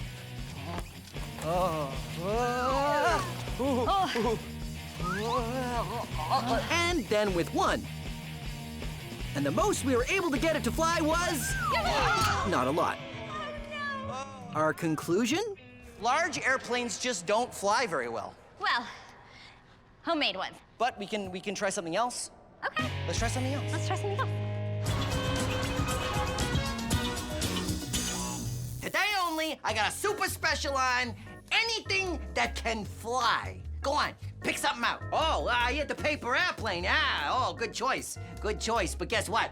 Paper airplanes don't fly. Full price. Yeah, I know, but before you start arguing with me, you need to know the difference between flying and gliding. A paper airplane does not fly, it glides. You need constant thrust in order to fly. If you do not have constant thrust, then you glide. Take this bird. This bird can fly because it flaps its wings. It has constant thrust. On sale. But this airplane cannot fly. You give it some initial thrust when you throw it, but after that, it can only glide. Full price. But look at this. It's an airplane powered by a propeller on an elastic. Now we're talking constant thrust. It can fly. On sale. But it can get confusing. I mean, look at this flying fish. Nope. Flying fish cannot fly. They can only glide. Full price. Look at this. It's a cute little flying squirrel. He climbs a tree, jumps off from a high branch, opens his legs, and there's a little flap of skin there that allows him to sail to another tree. Haha, flying squirrel. No, not flying, no constant thrust.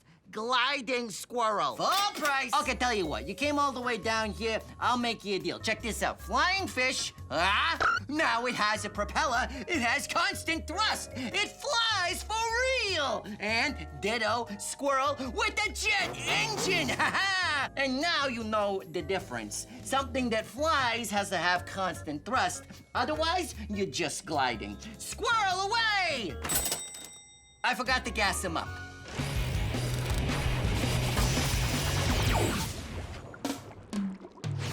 Look at those clouds. Aren't they nice? Did you know there are different names for clouds? Like those clouds right there? Those are cumulus clouds. They're the kinds that look like cotton balls, really fluffy and light. Well, they're not exactly fluffy and light. First of all, they're not fluffy, they're wet. It would be sort of like being a very dense fog, and it'd be very wet if you were in that cloud. And they're also not light. In fact, they're not light at all. That cloud right there weighs about 500,000 kilograms. That's the same as 100 elephants. 100 elephants just floating around in the sky? Come on, how does it do that?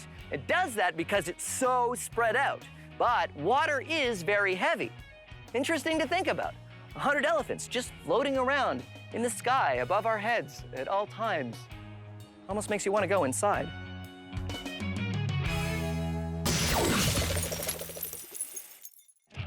Our air surfing tumblewings worked well, but our mosquito gliders were a bit too maxed out to fly really well. Large airplanes just don't fly very well. Well, homemade ones.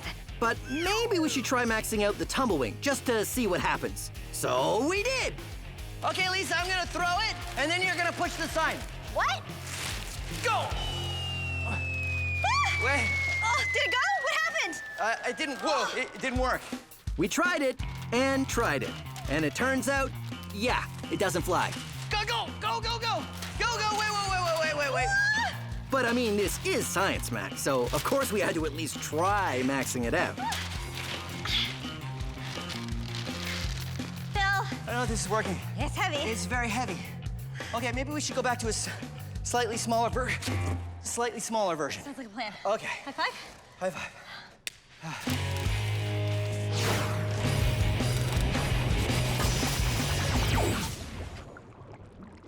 This is a boomerang. Boomerangs are from Australia, and the cool thing about boomerangs is when you throw them, they come back.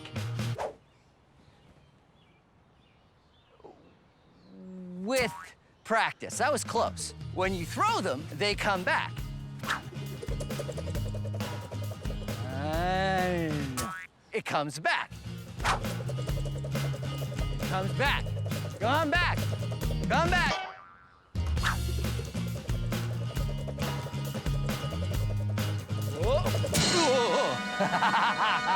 So, why does it come back? Well, if you take a look, it's made of two wings, like airplane wings, but with one important difference. You see, a wing has a shape called an airfoil, and this gives lift. But check it out. The boomerang has one airfoil pointed this way and the other pointed the other way, which means if you spin it in the right direction, each wing will get lift as it rotates. But how does lift make it come back? Well, that's the trick. You see, you throw it sideways. The lift from the wings makes it go in a big circle and come back to you. So when you throw a boomerang, this side starts to go this way and it gets a little bit of lift. Then this side gets a little bit more lift, and then this side gets lift, and each time it gets lift, it starts to turn just slightly. So as the boomerang spins, it describes a nice big arc in the sky and comes right back to you. Ha-ha! And that's how a boomerang works. Thanks, Phil. No problem, Phil. Hey, do you want to get lunch? Yeah, lunch sounds good. Okay, come on. Well, the Science Mech headquarters has a nice cafeteria.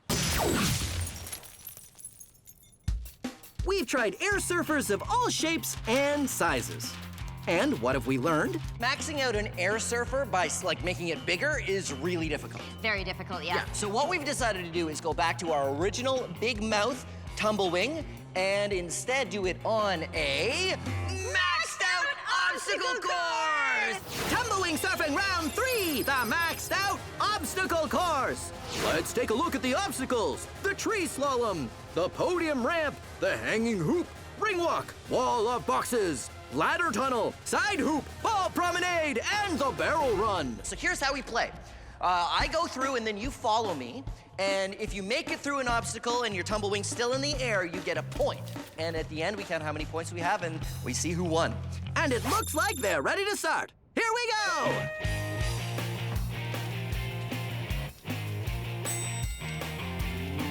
Where are you, Team Lisa? Oh. Whoa, yeah. Oh, no.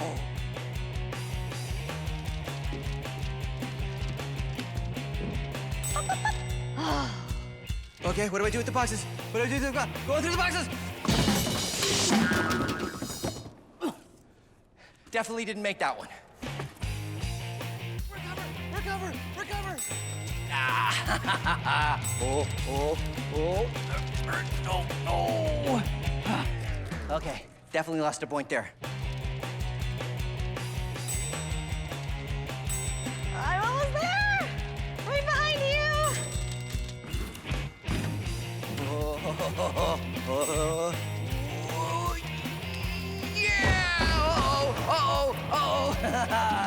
Knock the barrels over, getting I through get the an finish extra line. point for And Team Lisa.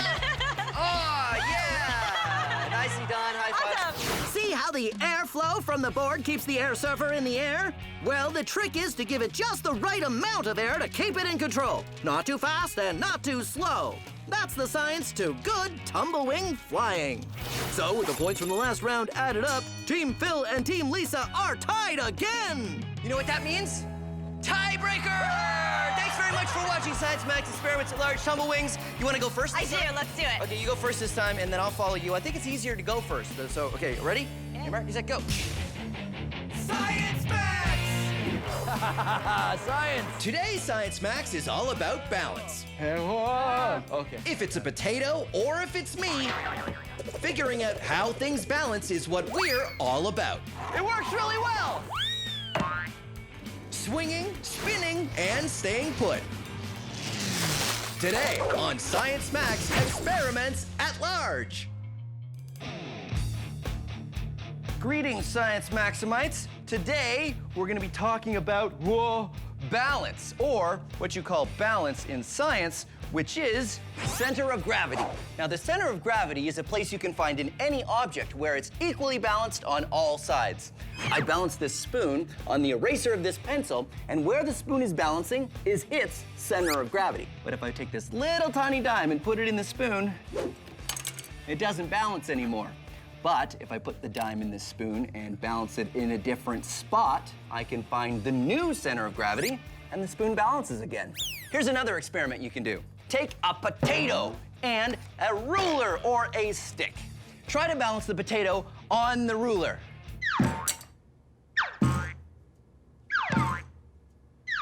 I'm gonna save us both a lot of time. It's really hard to do. The potato does have a center of gravity, but because of its shape, it's going to be really hard to find and really hard to balance. But if you take some forks and you stick them into the potato, you're no longer just trying to balance the potato, you have to balance the forks and the potato. And it gives it a very different center of gravity, which makes it a little bit easier to find and a little bit easier to balance.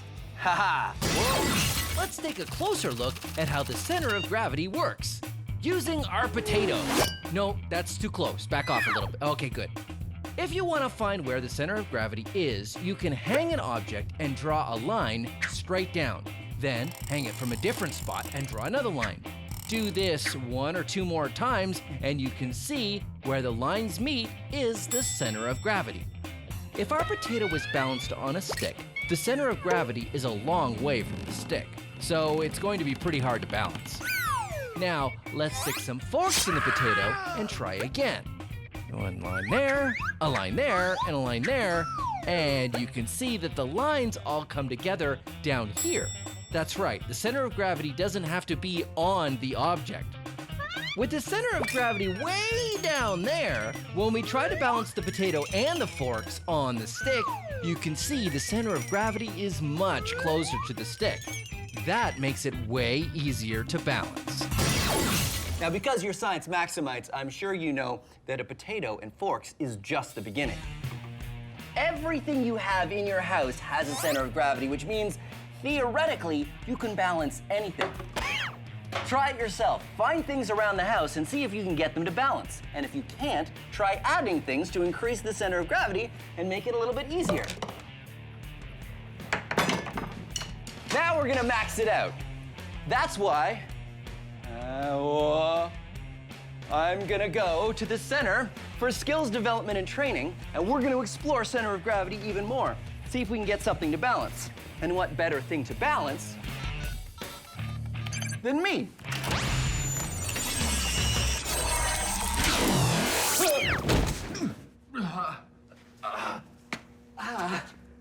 Oh, table, right. Hey, this is Sandhya and Swapna. No, Sandhya and Swapna. Right. And they are going for their PhDs in science. And you guys, thank you for coming. Thank you. Work with Let's Talk Science, right? That's right. All about science education, just like us. And I'm glad you guys are here because I need to max out this. Oh, look at it balance. Whoa. Hey, whoa. Okay, I got it. It's fine. Good. So we're gonna get a gigantic potato? No, I thought we would use me instead. So you're the potato? Yeah, I guess I'm the potato. All right. And I need something to balance on. Well, how about a tightrope? Oh, yeah, a tightrope. Have either of you done a tightrope before? Nope. Me neither. All right, let's set one up. All right. Okay, good. Yeah, I guess it's great. We're gonna take our balancing potato experiment and max it out. To get a potato to balance is pretty hard, but if you stick forks in the potato, it works a lot better. In our maxed out version, we're gonna balance on a slack line, which is sort of like a tightrope. It's a flat strap tightened between 2 points. And in this version, I'm the potato.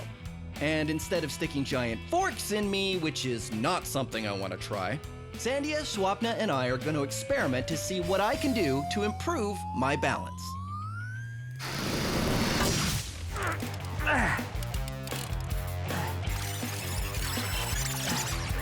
There. We're using this ratchet strap above a crash mat because we only have it about 3 feet off the ground, but it's still gonna be really hard to balance on, right? Right. Okay, so who gets to go first? Okay, here we go. Ready? Hey. Got it? No. No. Okay.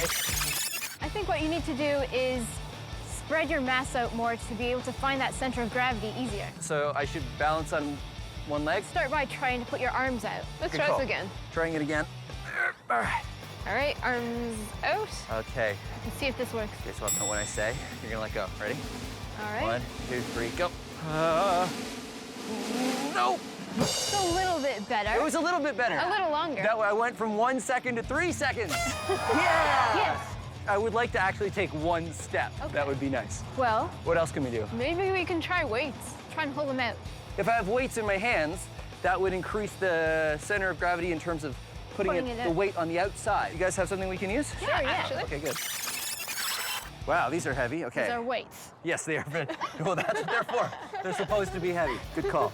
When I hold this one, and I'll borrow your shoulder swab, and then when I say, Sandy, pass me the other weight. Here we go. Ready? And pass me the weight. Oh, no. Okay, that didn't work. Okay, good. Whoa. Okay, let go.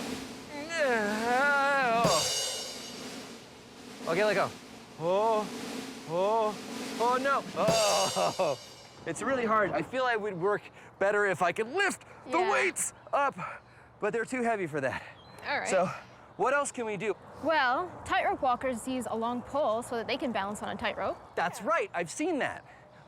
Do we have a pole? I think go find one. Okay, great. I'll put the weights away.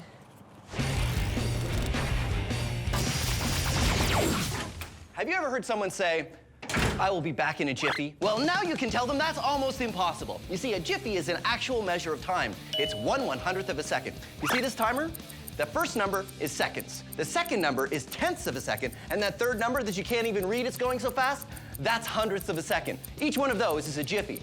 Here are some things that happen in a jiffy. A cheetah moving top speed travels 20 centimeters. A hummingbird flaps its wings almost once. Can you blink in a jiffy? Nope, takes 10 jiffies for that. How about snapping your fingers? 8 jiffies. So the next time someone tells you, I'll be back in a jiffy, you can tell them it took 170 jiffies just to say that. So I tried walking the slack line, and I wasn't very good at it. Holding my arms out at my sides seemed to help a little. Then I tried holding some weights to see if that would make any difference, and the weights were so heavy, I couldn't really hold them out very far. Now the plan is to try a long pole. Tightrope walkers use long poles to help them balance. The longer the pole is, the more it affects your center of gravity, especially because you can move it up and down to help you stay balanced. Ta-da! Nice. So the important thing on this is what? The balance, right? Yeah, you That's want to right. find the center of gravity of that as well. So you try can and find the center of the balance pole. it. The center is right there. That's where it balances. There, you got it. Okay. How do I hold this and get up on the strap? I'll help you. You're gonna help me? Okay. Oh, okay. Uh-huh. Whoa. Whoa. You good? Okay. I think I got it. Okay. Yeah. Whoa. You're balancing. Check it out. Hey, this isn't so bad. Hey, look at that. You can really use it to help correct when you start to fall. You just move the pole, and that's totally helping my center of gravity stay right in the center above the strap. Whoa. Whoa. You can do it. A long pole can help tightrope walkers and me balance in 2 ways. First, it lowers my center of gravity. Normally, a person's center of gravity is about here. But with a pole, it changes to way down here, much lower to the thing I'm walking on. But a long pole also helps in another way, because in order to fall off the rope, I have to rotate. It's easier to rotate something that has mass in the middle than it is when the mass is spread out. That's why you put your arms out when you want to balance. A pole works just like your arms. The mass gets spread out way more, and it makes it much harder to rotate around the rope and fall off. There you go. Center of gravity. We're done. Usually we don't have it figured out this quickly. Usually we struggle a little bit more. All right, high fives. Way we did to it. go. Way Awesome. to go. So we did it. Yeah. We achieved what we set out to do, balanced with a pole. So how else can we use science to make my balance better? Well, tops are great because when they're spinning, they balance. That's right. So the forces used when something spins is something I can use. Yeah. All right, this calls for another small experiment. Are you guys good here? Yeah, sure. We'll keep practicing. Awesome. All right, back to the lab. Bye, Phil.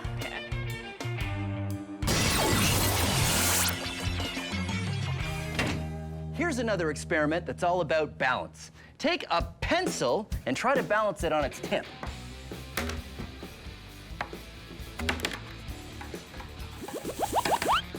Doesn't work that well, does it? But if you take a pencil and stick it through a circle of cardboard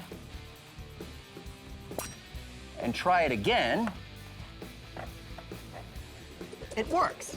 The reason is because this circle is spinning, it creates a force that keeps the pencil standing up. As long as the circle is spinning fast enough, it counteracts the force of gravity because of the conservation of angular momentum. The conservation of angular momentum. The conservation of angular momentum. Science Max presents Ways to Sound Super Smart. A top will balance when it's spinning. It works because it spins. But why say it that way when you can impress your friends and all the adults you know by saying conservation of angular momentum? Why does a top spin? Because of the conservation of angular momentum. Between you and me, we know that it boils down to the fact that it's spinning. But conservation of angular momentum is how you say it if you're studying physics in university. Just remember to thank Science Max when you impress everyone by telling them a top balances because of, say it with me, the conservation of angular momentum. Now, let's max this out.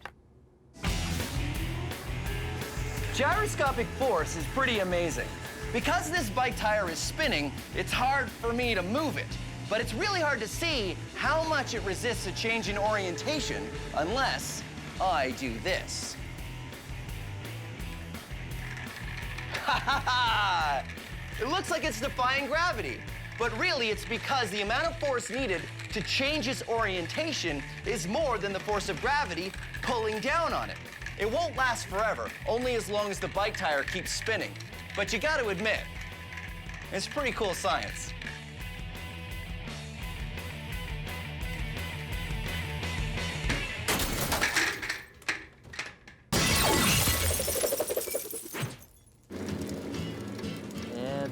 Whoa! Science! Look at that, it totally balances. Yeah. So this is a great way to balance. Do you think it'll work if I hold it? Well, let's see you try. All right. right. So I'm gonna use you to get up on the thing, and then you go give her. Yeah, that's good. And spinning it up. Here we go. Ready? Yep. Okay. Yeah. Whoa.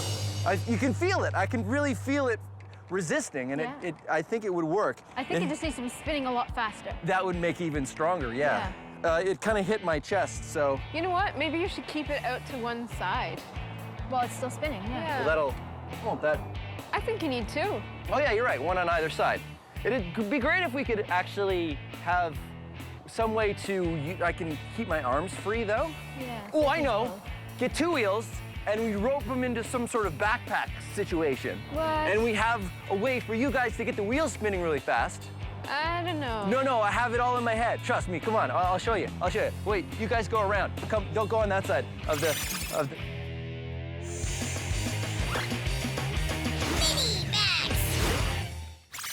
Time for a mini-max. Here's how you can use the forces of things spinning around to defy gravity.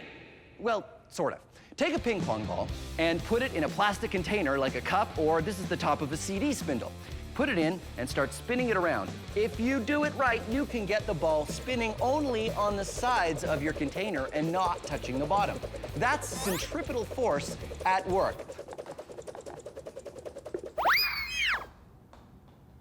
Oh. It works a lot better, and it's much more impressive if you have something that doesn't have a bottom. Fortunately, I do. This bucket doesn't have a bottom. Put the ping pong ball in the bucket and spin it around, and if I'm very careful, I can lift the bucket into the air and ta-da! I'm defying the force of gravity. Science! Now I know what you're thinking. You're thinking, Phil, is that it? Is that all you're gonna do? No, of course not. This is Science Max Experiments at Large. This is a garbage can with no bottom in it. And this is a bag of golf balls. Let's see what happens when we put them together.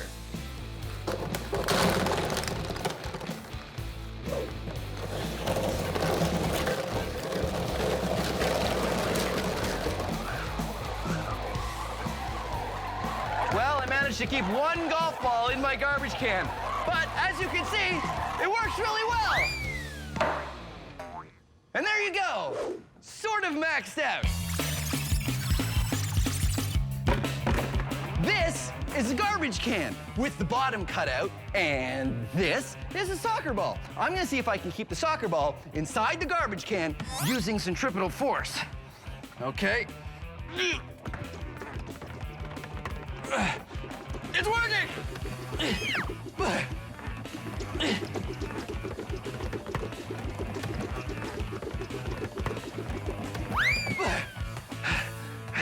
It's very tiring though. How do you throw out a garbage can that's been used? Science! Here's a fun experiment you can do that plays with the forces created when you spin something. Get a flat platform or a tray and tie rope to every corner. Get an adult to help you with this. Then you get a cup of water. Use a plastic cup, definitely, just in case. You put it on the tray and you start spinning. Now the force is created when you spin something. Centripetal force pulls the water to the outside of the circle. And because the centripetal force is stronger than the force of gravity, no water spills out of the cup, even when it's upside down.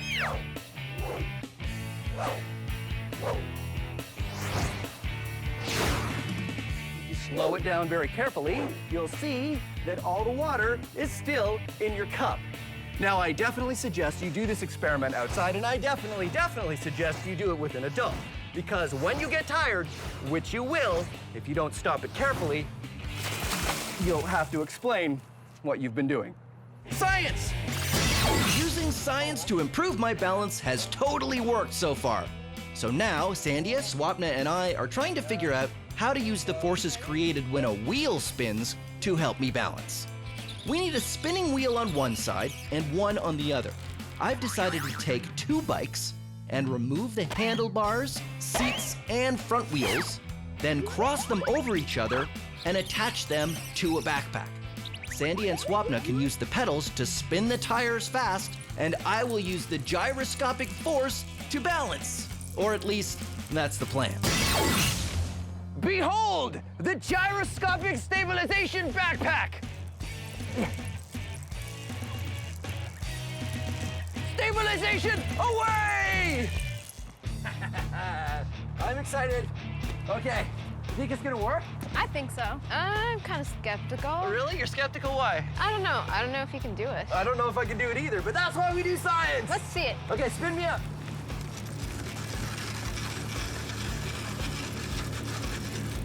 Okay. Huh. Ready? Yeah. All right. And, oh, ready? Go. Yep. Oh, yeah. It's working. Cool. It's working. It's actually working. It's good. Oh, what's getting harder? It's getting harder. Uh-oh. Oh. That worked really well until the wheels stopped spinning. Yeah. And then what happened? Well, when the wheel was spinning, it was resisting motion in all directions so that you wouldn't fall. Yeah, but when they stopped spinning, You didn't have that anymore. that doesn't do anything. It's just a 50-pound weight on my back. Yeah. Exactly. Right. So I guess that's why tightrope walkers don't use spinning wheels. They use a pole instead. Right. But we've proven that they can. Exactly. Yeah. Maxed out high five. Yeah. Woohoo! Yeah! I now have the balance of a ninja circus performer thanks to Science. Thanks for watching Science Max Experiments at Large. Okay, spin me up. Spin me up. And we'll do some more science. Gyroscopic backpack to the rescue. All right, let's go. Science Max!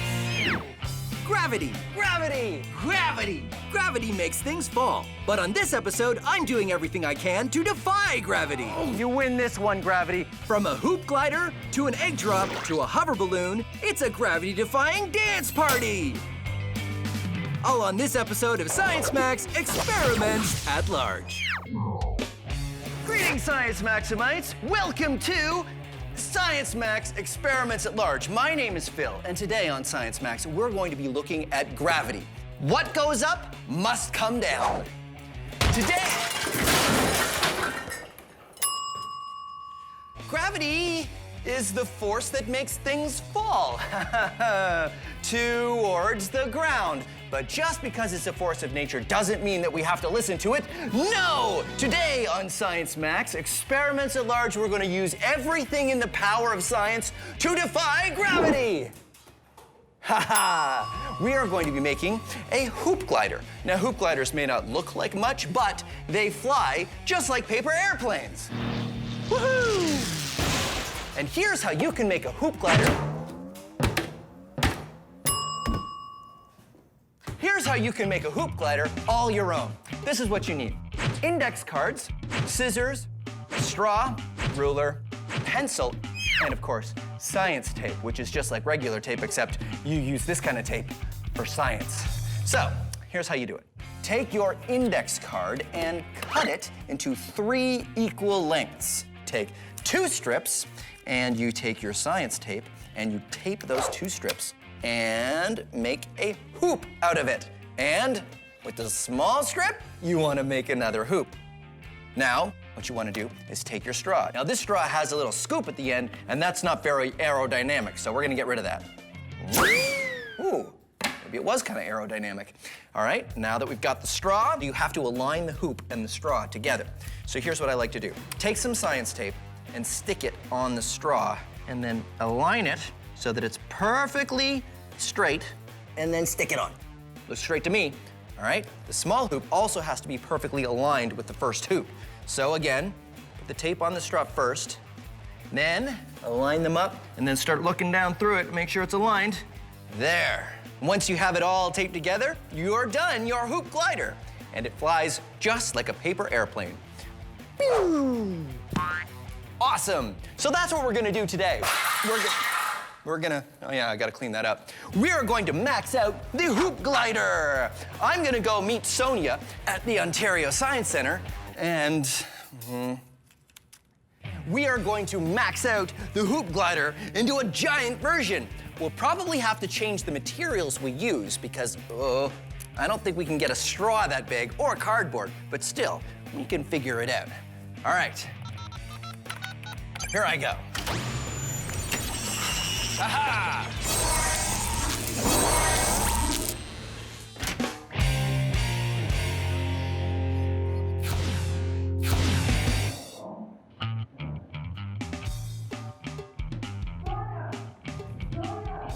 Oh, hi, Phil. Yeah, what? Pardon? You want me to help you with an experiment?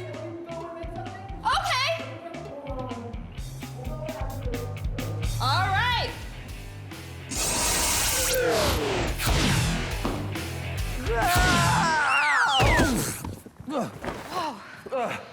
Oh, Sonia, I came in. Phil, You came in here? I came Are you in. okay? Are you okay? Yeah, I'm fine. Come on, let me show you.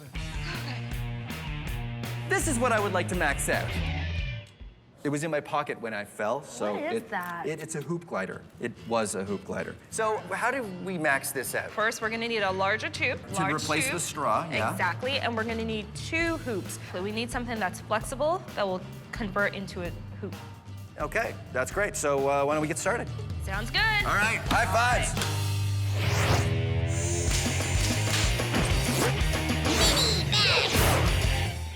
You may recognize this. It is a spring. Yes, good for you. But did you know that springs can defy gravity? Whoa! Gravity defy. Gravity defy. Gravity. Look at it fly! Defying. Okay, not exactly, but what if I was to hold the spring like this and let it go? What'll happen? It'll fall. Yes, it'll fall. That is true. But while it's falling, what happens to this end? Does it stay in one place? Does it go up? Or does it go down? Let's find out. I'll bring this in so you can really see it. Okay, ready? Watch close. Did you see? Did you? No? Okay, tell you what. We'll watch it again, this time in slow motion. See? The bottom doesn't move, and here's why. When the top of the spring is released, gravity and the tension of the spring are pulling on it. The bottom of the spring is being pulled down by gravity and up by the tension of the spring. These forces cancel out, stopping the bottom of the spring from falling until the top reaches it. Until there's no more tension, and then the top passes the bottom and the whole thing. That is how it works. But here is the real question.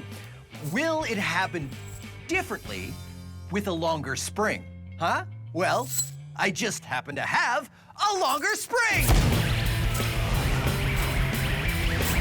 Let's max it out! Bring it.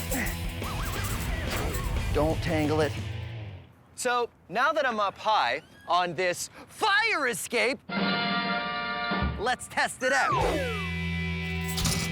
Okay, 3, 2, 1, go!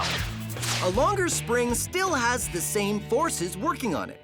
The tension of the spring pulling it up and gravity pulling it down. No matter what size of spring, these forces cancel out for the bottom of the spring until the top meets up with it. So there you go, an almost gravity-defying spring! Hey, there's no door handle on this door. I guess I have to take the stairs. Whoa.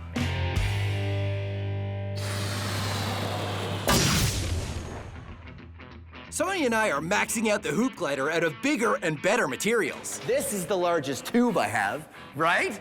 A giant ABS pipe and some bendable metal to make into hoops. Then we attach them all together and... Okay, big hoop is done. And little hoop is also done. Awesome. Not bad. Not bad at all. Super solid. And that's the thing. We have pretty heavy material, so it might not fly as well as we'd like. But something heavy can always be good, right? Oh no. That's what I'm talking about. See how solid it is? Pretty no solid. Damage whatsoever. You want to test it? I think we should. Okay. I'm excited. We take our plastic and metal hoop glider outside to test it and... Ready? Ready? 1, 2, 3! Huh. It didn't really fly, did it? Sonia and I made a very solid design, but the problem with it became pretty obvious. Yeah. It's just too heavy. Well, that's what science is. Back to the drawing board.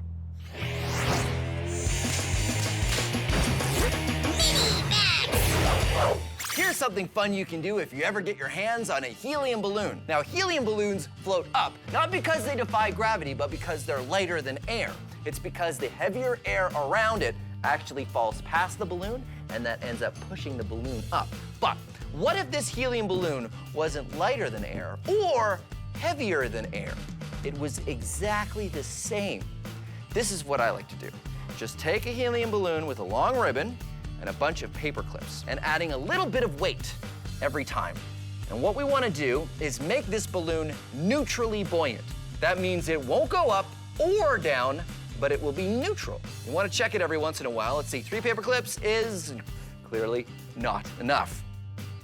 5 paper clips is, 5 paper clips is pretty close.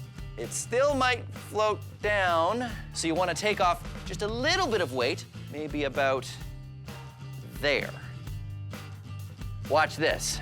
You just take the balloon and you put it somewhere and it stays. It stays put. It doesn't go up. It doesn't go down. It's attached to nothing. Now, let's max it out.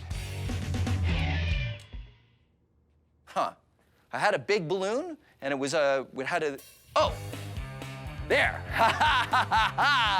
A giant balloon. And look, it's a great paper towel delivery device. Say, did you want some paper towel? Here you go.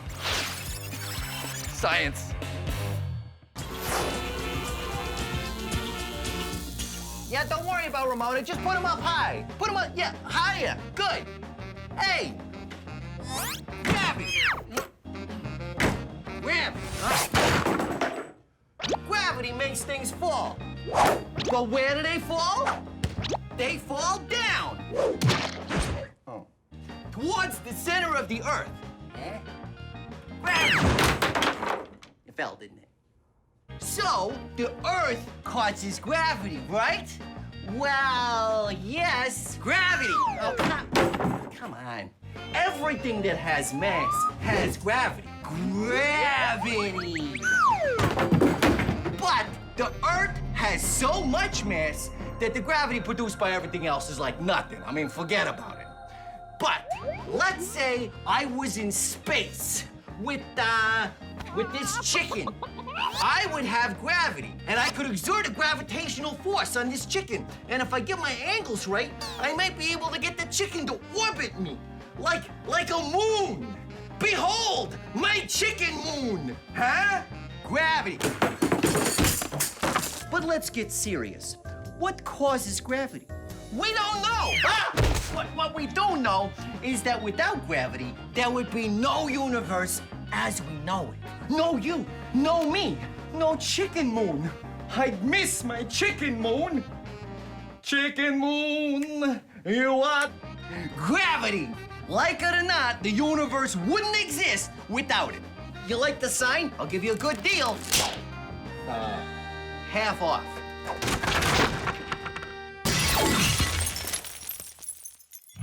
Back to our hoop glider, which was too heavy. Here's what I don't get. This is heavy, but I can still pick it up and throw it. Yeah. An airplane is way heavier. I could never pick up an airplane, but that can fly. And that's because airplanes have engines, so it has a constant source of thrust. When we throw it, we just have an initial source of thrust. So we're throwing it, eventually loses its energy, therefore, It falls to the ground. I see. so we need something that's light. Light. And something that's strong. And strong. Okay, well, let's see what we can find. All right. Sonia and I try a plastic tube and some heavy-duty paper. We make hoops and attach them with some duct tape and run outside to try it out. Hoop glider dance! Okay, 3, 2, 1.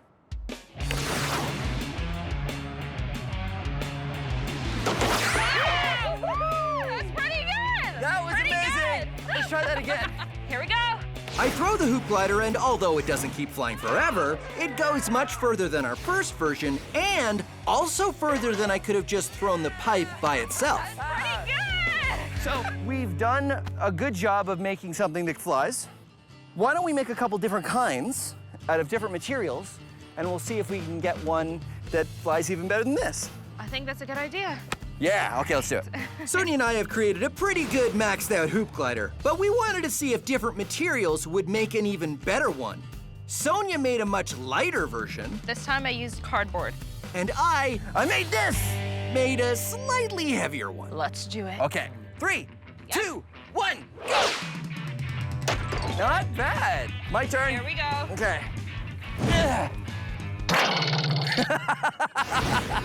That didn't really go very far at all, did it? No. Okay, so now we can measure it against the one that we threw before. And to see, that went pretty far. This went pretty far to see if we've got a better design here. Here we go. Right? Awesome! So, heavy one, no. Light one, no. Interesting. No. This design seems to be the best one. I keep thinking about how you were talking about thrust. Yep. All the thrust that we can put in is just what we can put in with one throw. Yeah. What if we could give it more thrust than that? How can we do that? I don't know, like some sort of slingshot or something. Like it'd have to be a pretty big slingshot. A pretty big slingshot. Do you But I we can think make that sounds great, though. I think make a big slingshot for this? Why not? Okay, high five. Let's do it.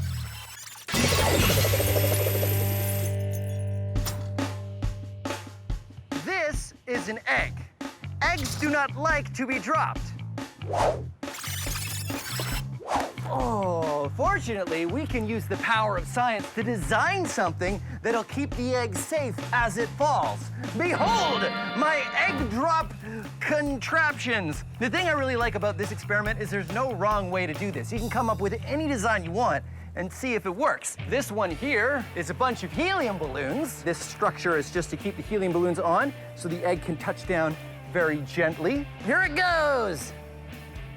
Whoa. And the egg is unharmed. Miraculously sound. That one worked really well. Success. This is a giant helium balloon that I think will work pretty much the same way, because I think this balloon will drop just slowly enough that the egg can actually just touch and nothing will happen.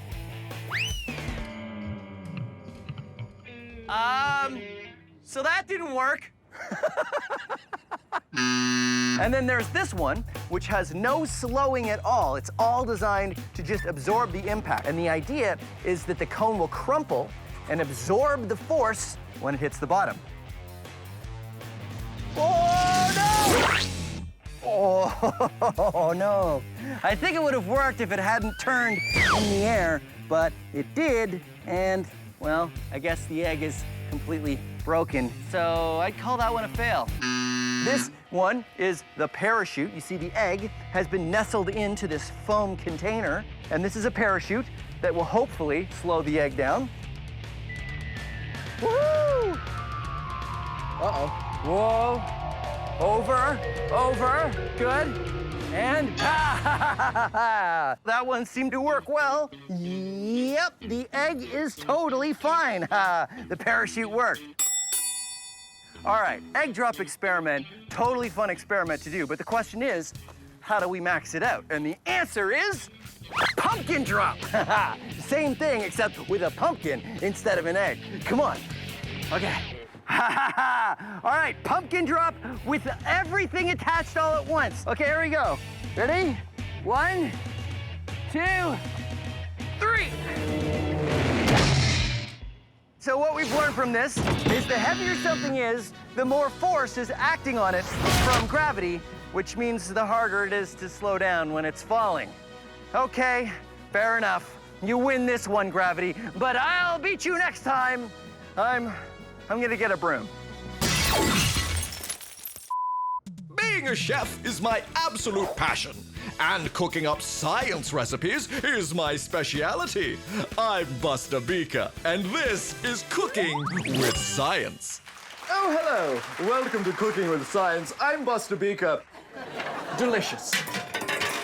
Nothing is more important to have fresh than your seafood. It's what makes the difference between a fresh fish and one that isn't so fresh. If you live by the ocean, you probably know that the water gets high tide and low tide. Look closely, it's the same location. Amazing. But did you know that this is caused by the gravity of the moon and the sun? See, this cookie is the Earth.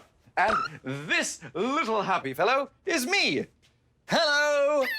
And this string represents the water around the Earth. If we didn't have gravity to worry about, the water would all be equally deep around the Earth. But here comes the moon, this mushroom. Now, the moon has gravity, and that pulls the oceans towards it a little bit, like this.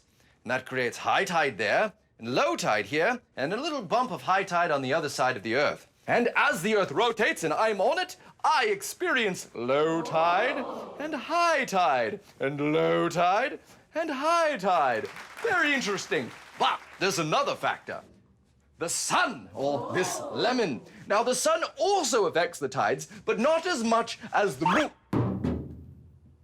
Now, the sun does not affect the tides as much as the moon because it's much further away, but it still has an effect. If the sun was here, then the tides would be pulled away a little bit like that, and the tides would be less severe. But if the moon and the sun line up, like over here, you'd get a very, very high tide and very, very low tide. So there you are. That's how the tides are affected by the gravity of the moon and the sun.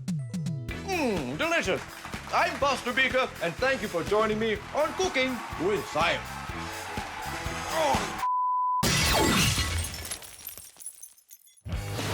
Our maxed out hoop glider was working pretty well. That was amazing. Good. Here we go. But we could only give it so much thrust by throwing it.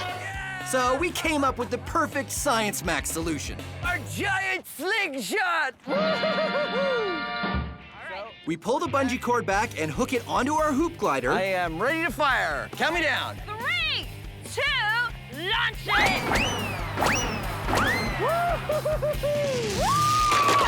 Very nice! Our slingshot is amazing. By giving the glider more thrust, that is, more energy at the beginning so it's going faster when we launch it, the glider soars through the air and flies a long way. That was great! So there you go, giant hoop glider! Yeah! Science Max, experiments at large. Nicely done. Nice. What more could you ask for? Well, my turn. Hey, see you next time. Science Max! Today on Science Max, it's all about the power of water. I'll see you later. We filter it, pump it, paint with it, and most importantly, use it to crush stuff. Oh, crushing! All on this episode of Science Max, experiments at large. Ha! Greetings, Science Maximites. My name is Phil, and this is Science Max Experiments at Large, and this is a syringe. You might know syringes from when you get a needle at the doctor, but syringes are used all the time in science because they let you measure very precise amounts of fluid. Now check it out. You push the plunger down, and it comes out the top. Or you could pull the plunger in, and it would suck more fluid in this way. But check this out. I've got a syringe attached to a hose here, and this hose is filled with water. And I wondered if the hose was really, really long, how hard would it be to push this plunger down? Of course, I don't know where the end of the hose is because it was really long and I had to string it all the way around, so, here it is. Okay, so let's find out. Push the syringe down and water will come out the other end of the hose. Pretty cool. You see, this is called hydraulics. Hydraulics is a branch of science that deals with fluids like water. But hydraulics are also a mechanism used in a lot of machines. Check this out. This is a syringe with a short hose on it, much shorter this time. And I press down on the plunger of the syringe and water comes out. And I pull in on the syringe and water goes back in. Because the plunger is airtight, it allows me to push or pull the water. But what if I close the system and take another syringe and attach it to the end of the hose like this? Well, then, if I push this plunger in, this syringe fills up with water. And then I pull this plunger out, the syringe empties. So check it out. This plunger raises and lowers based on what I'm doing with this plunger. And you know what that means? We've made a remote control. Huh? Check it out. So, if you take two syringes and you take a hose and you attach them to something you want to remote control, voila, you can build something like this. We have made our very own robotic arm that you can power remotely with hydraulics. Pretty cool, right? If you want to build one of these yourself, here are the materials you need. First, you need two supports and the arm. I used pieces of wood, but you can use wooden spoons, rulers, or pencils. You'll need some craft sticks, elastics, and a paper plate. And of course, two syringes and a hose, which you can get in an art supply store or a hardware store. Here's how you build your own hydraulically powered arm. First, make the base by tracing holes for your supports the width of a craft stick apart. Cut out the holes and use a craft stick and elastic to secure the supports underneath the plate and on top.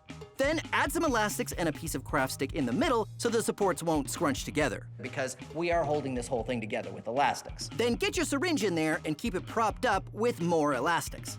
Then get your arm and slot it in between the supports. The arm should be horizontal when the syringe is half full.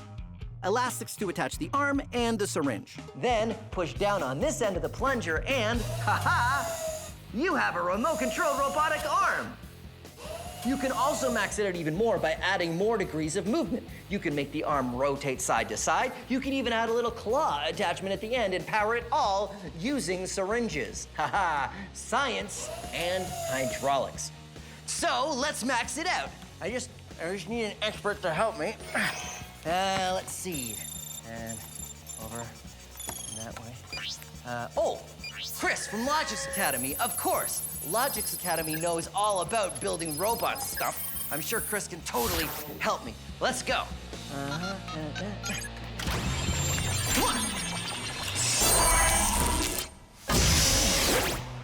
Oh, hey, Phil. Oh, hey, Chris from Loudest Academy. Great to see you. What took you so long? How long was I gone? And what's with the orange lab coat? Oh, it happened again. It keeps changing the color of my lab coat. But this time, Chris, I prepared for it, and I wore another lab coat. See? Blue? No! Well, you know what? This is happening a lot, Chris. So I wore another lab coat under this lab coat. I'm gonna have to wear a lot of lab coats, though, because this is happening all the time. We should talk about hydraulics, right? Okay, yes, Yeah, because we got some cool stuff planned. Okay, so we're just gonna get the table in here. Oh, okay. This is the hydraulic arm. Check it out. Oh, very cool, very cool. If we want to max it out, what can we do? We can make it bigger, we can make it What if we did it so that the force you put on this side gets multiplied so that this side's even stronger? Ooh, what do you call that when that happens? Force multiplier. A force, I like that. Force multiplier, it sounds like a video game. So we would have a lot more power. You have a lot more power, which we could do fun stuff. Yeah, so if we had like lots of power, what would we do? We'd like crush something. Yeah, let's crush some stuff. Yeah, we could crush some stuff. Okay, can we start with syringes though? Yep. And then we'll work up as we go. I like it. So what do we need? Do we need different sizes? So yeah, I was thinking we need a small. A delicious plate of cheese and crackers, my favorite snack. But these crackers are pretty salty, so I should probably pour myself a glass of water first, huh? No, my cheese and crackers! Why? Why does this happen? Why does the water stick to the glass? Well, because of science. And the reason why it happens gets a little complicated, but it boils down to this one simple thing. Water likes to stick to things. Huh? Did you see? Did you see how it stuck? No, of course you didn't. You know why? Because it only sticks on a small scale. See those drops of water? That's water sticking to the surface. But it only works when the surface tension of the water is less than the force of gravity, which is why water drops fall when they get bigger. So it sticks to things. That still doesn't explain why you can pour water out of some containers without any drips, and other containers make it nearly impossible. It's all about the angle. Water will flow very easily when there isn't a large change in direction, like around the curved top of this glass. But when there's a big change in direction, like at the mouth of this teapot, the water can't make that turn as easily. This is also why pouring from a full glass is much messier than one that's less full. Pouring out of a full glass, the water only needs to change direction this much to flow down the side. But from a half full glass, the water would need to change direction this much.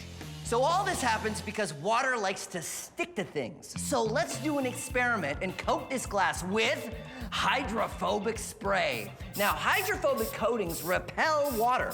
So if it's repelling the water from the outside of the glass, will we still have the same problem? Well, let's find out.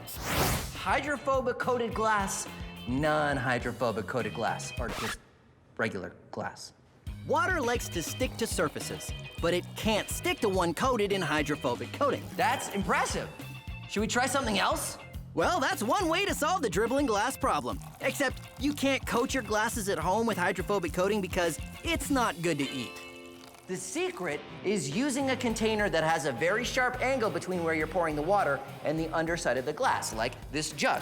And there you go. Now I can enjoy a nice glass of water with my cheese and crackers. Oh, right, wait, hold on, I will remake the crackers into, see, look, see, it's fine. It's fine, I'm not really gonna eat that, I'm just kidding. Chris and I are maxing out our hydraulic crusher. Yes, before we get to that, I have a little game I want to play. Okay, great. Great. You can pick either the small one. The big one! Okay. So what's the game? Simple thumb war. I'm gonna press down on this side, you press down that side, we'll see who wins. Okay, ready? Yeah. 1, 2, 3, go! Oh, wow, that was really tough. Why was that so hard? Well, Phil, I'm just really strong. Wait a minute. My turn. Okay, 1, 2, 3, go! Yeah! See, pushing down on this one is way easier. You wouldn't think that the small syringe would be easier. Why is that? The reason for it is that you have to push this one down a lot farther than you have to push this one down. Let's see. See how far this one goes, and this one's barely This one moving? travels much more. This is how we can exchange a little bit of force over a long distance. That's right. To a little bit of distance at a lot of force. That's exactly right. Just like the lever, it's a mechanical advantage. But in this case, it's hydraulic advantage. That's right. Chris and I push down on small syringes, which gives us more force on our larger syringes. Our crusher was ready to go. Ooh, how about an orange? 1, 2, 3. We squeeze down and... Then we tried a walnut. Are you allergic to nuts? I am not. 1, 2, 3. When we tried a golf ball, we reached the limit of what our plastic syringes and our hands could do.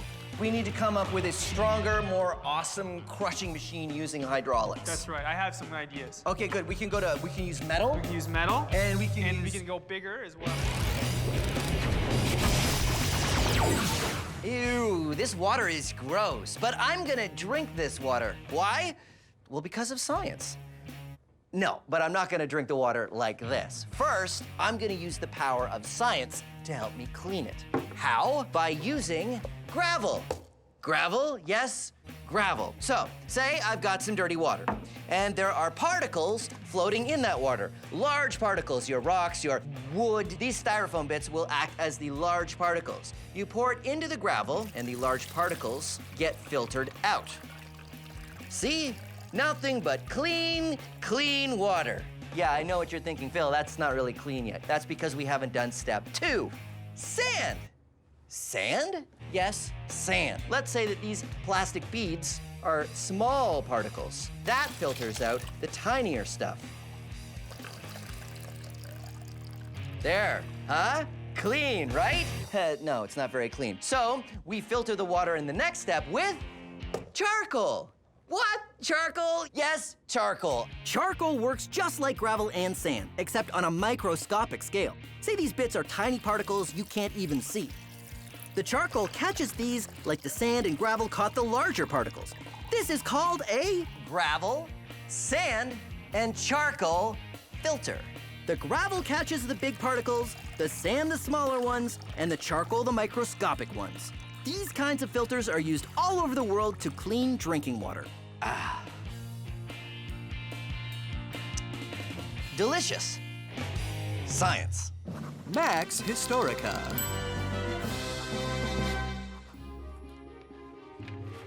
This is Archimedes. What? Who said that? It's me, the narrator. We're doing a segment. Oh, well, I was working. Don't sneak up on a guy like that.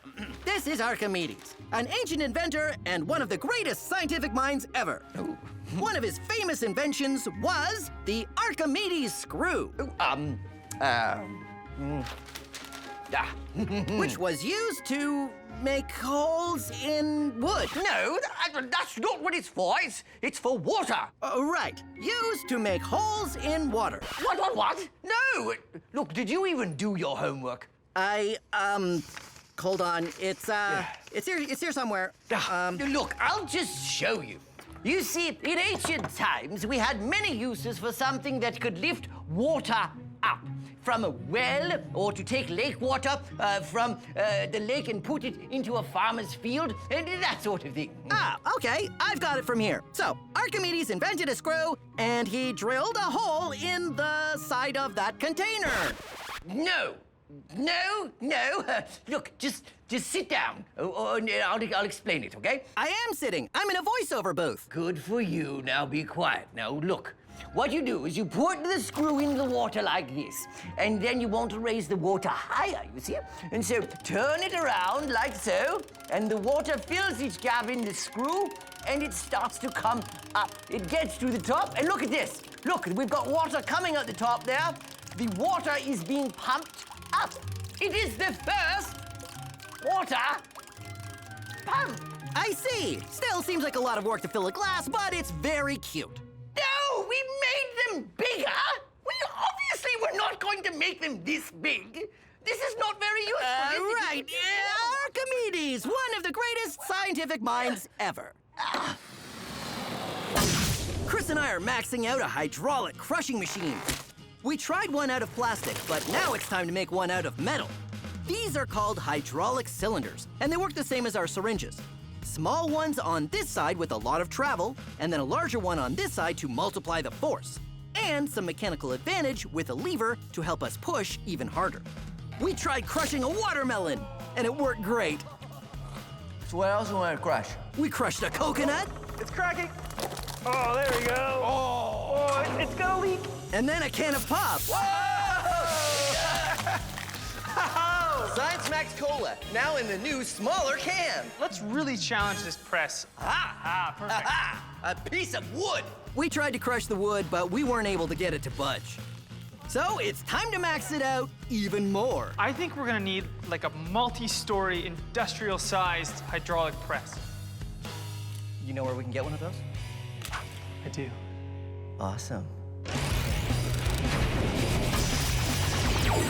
This is water. Things float on water, like pool noodles and wood and toy boats.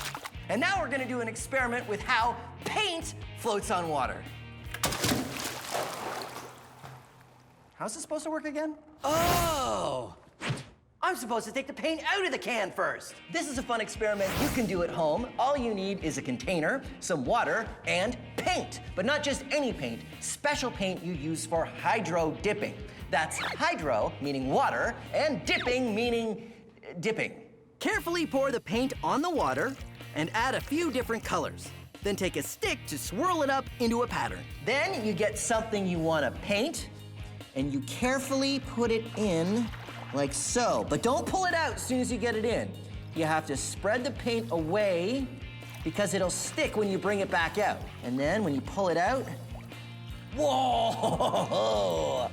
Hydro dip. Let that dry, and then you have a very cool painted toy. Let's do some other stuff. This is a bike helmet. If you put tape on what you're painting, you can remove it later to make parts that aren't painted. Skateboard. Whoa! Oh, that's pretty cool. Now to max it out. Hydro dip pants. Wearing the pants when you do this is super messy and not something you should try at home. But the results weren't bad. Science pants! Science pants! Science pants. One of the ways you can experience the power of water is watching it wash away dirt. You can experiment with this yourself by making your own erosion table. To make your own, fill a plastic tub with sand and tilt it up. Cut a hole in the tub at the low end and put a hose with a trickle of water at the high end.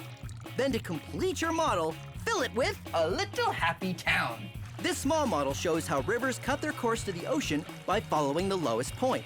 Try to design your town and the layout of the ground so the river goes around the buildings. I'll see you later.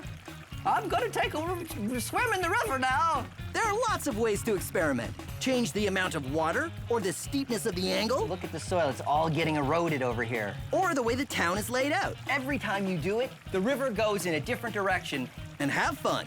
Oh, phew, I'm tired. I'm just gonna lie down. And that is the power of water.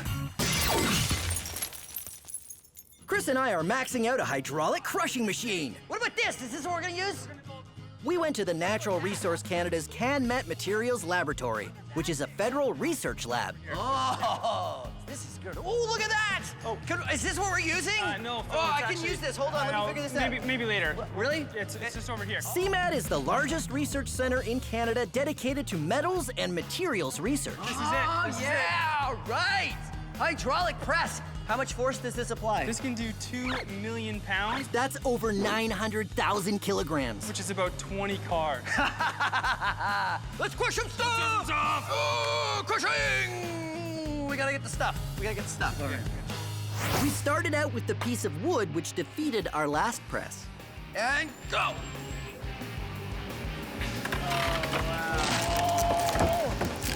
that sound. Awesome. Reversing. It turned our wood into a pancake. Whoa, totally flattened. So it was time to try some other stuff. We crushed a ball of plasticine.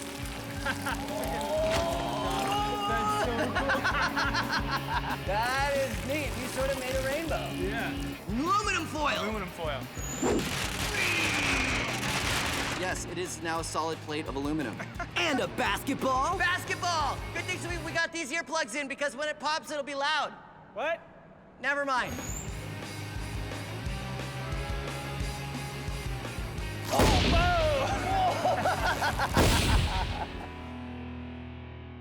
This hydraulic press was so maxed out, we had to think of the toughest stuff to crush. We crushed hockey pucks, a safe,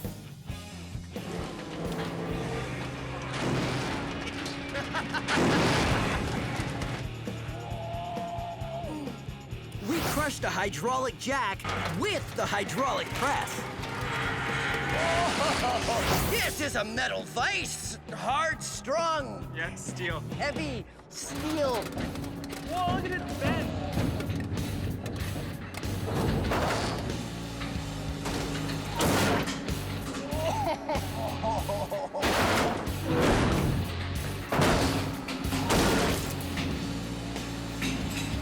Wow. Now it's time to crush a bowling ball.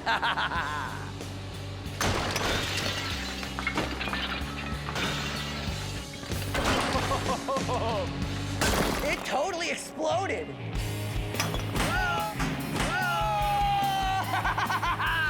Science Max, experiments at large, hydraulics. Whoa. Nicely done. So fun. I should reverse it and we should start cleaning all that stuff up, Yeah, huh? I think so. Okay, reverse. Science Max! Today's episode is about friction. How can I hang on to this rope without falling? Can we reduce it so we can slide around? I'm going towards the wall! Can we increase it so I can climb a wall? Ha ha! I did it! Can I use it to fly? Yep, friction. Today on Science Max Experiments at Large. Hey, Science Maximites,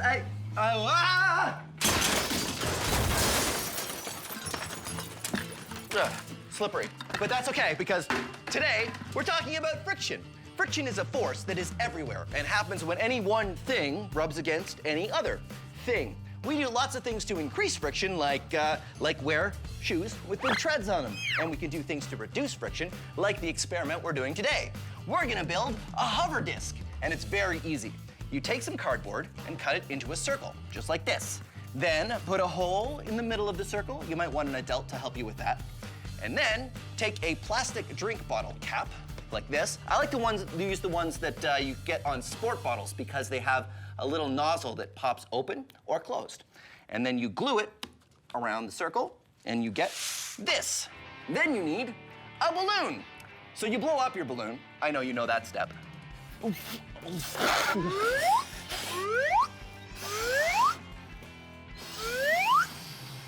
And then twist the balloon so it doesn't get away from you. When it's nice and twisted, you can stick it over the drink bottle cap like this, and then untwist it. And this is why I like to use the plastic drink bottle caps that come from sport bottles, because you can open it when you want.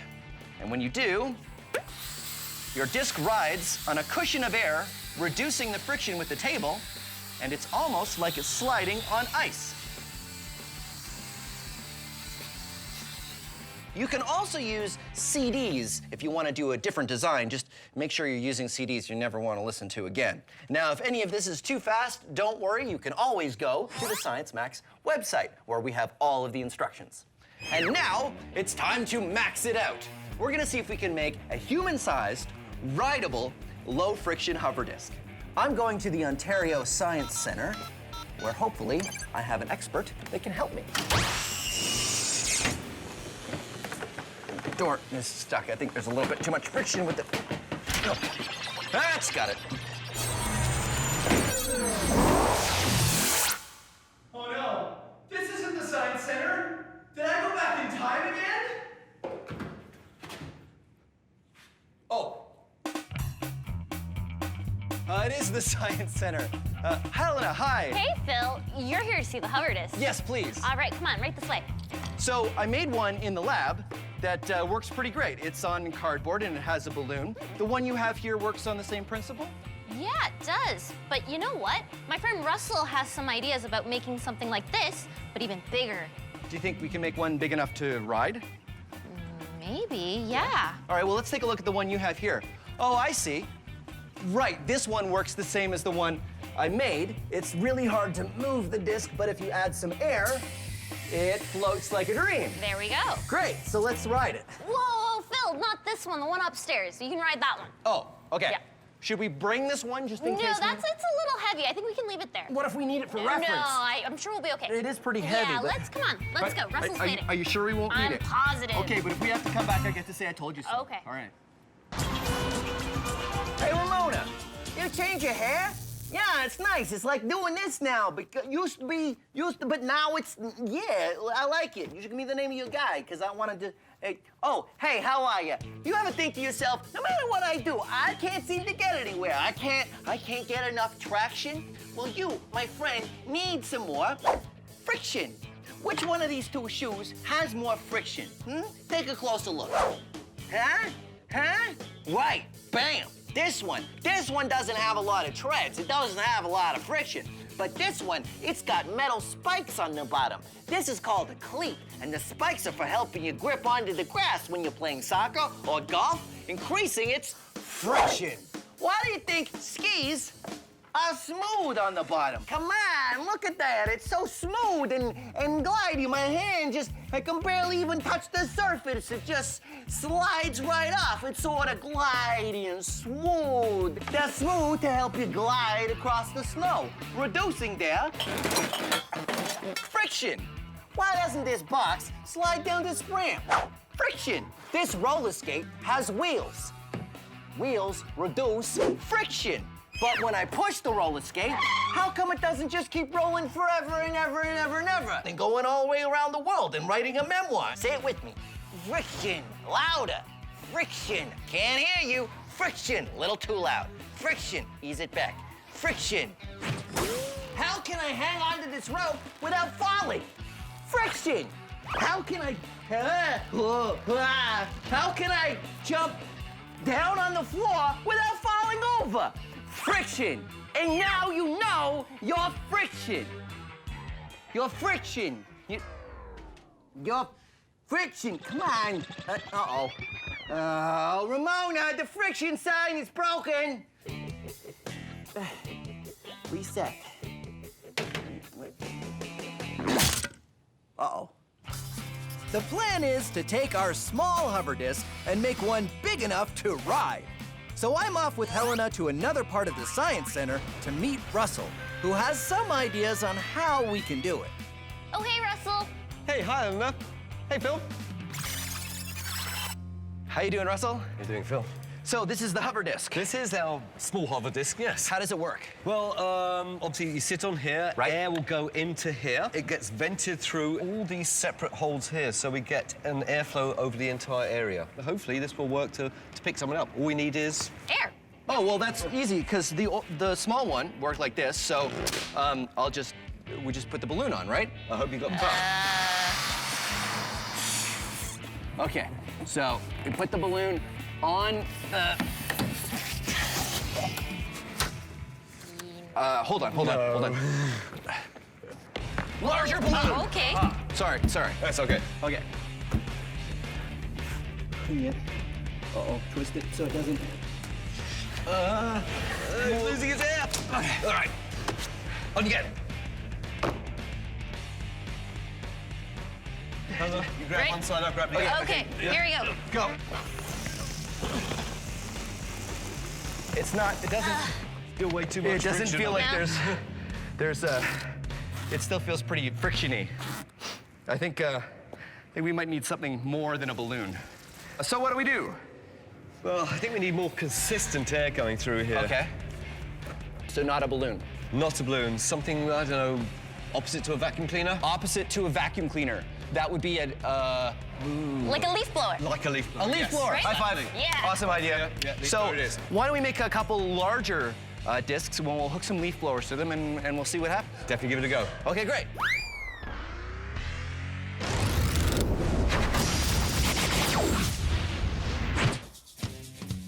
Carbon is an atom and is the basic building block of all life as we know it. You, me, all plants, all animals are carbon-based life forms.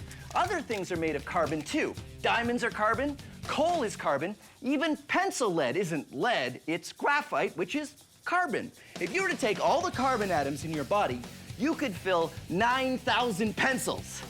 Of course, kind of prefer my carbon where it is.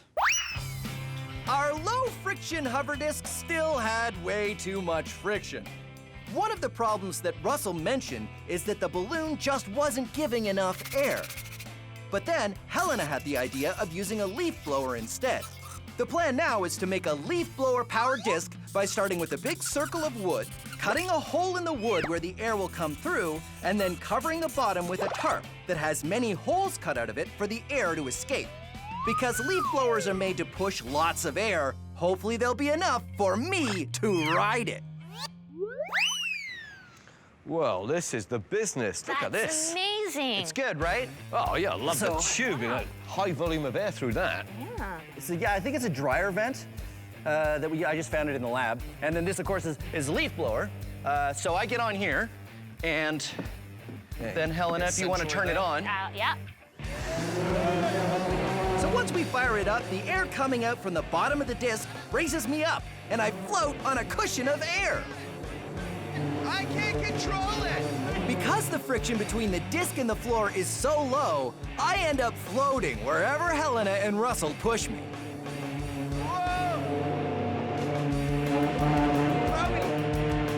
I'm going towards the wall!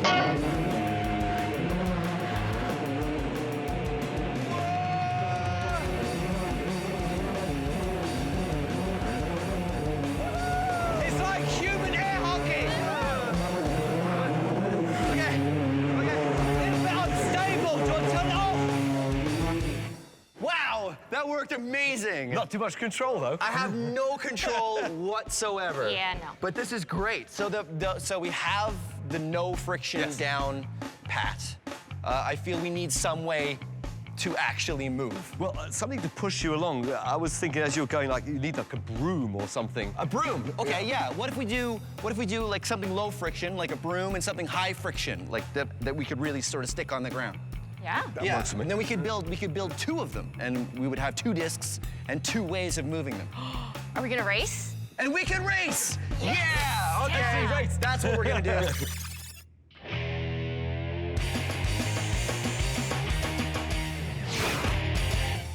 Here is an experiment you can do at home with friction. This is a toy boat. Yes, you guessed that right. And this is a wooden plank. Correct, that's 2 for 2. I put the boat on the ramp and watch what happens. Nothing!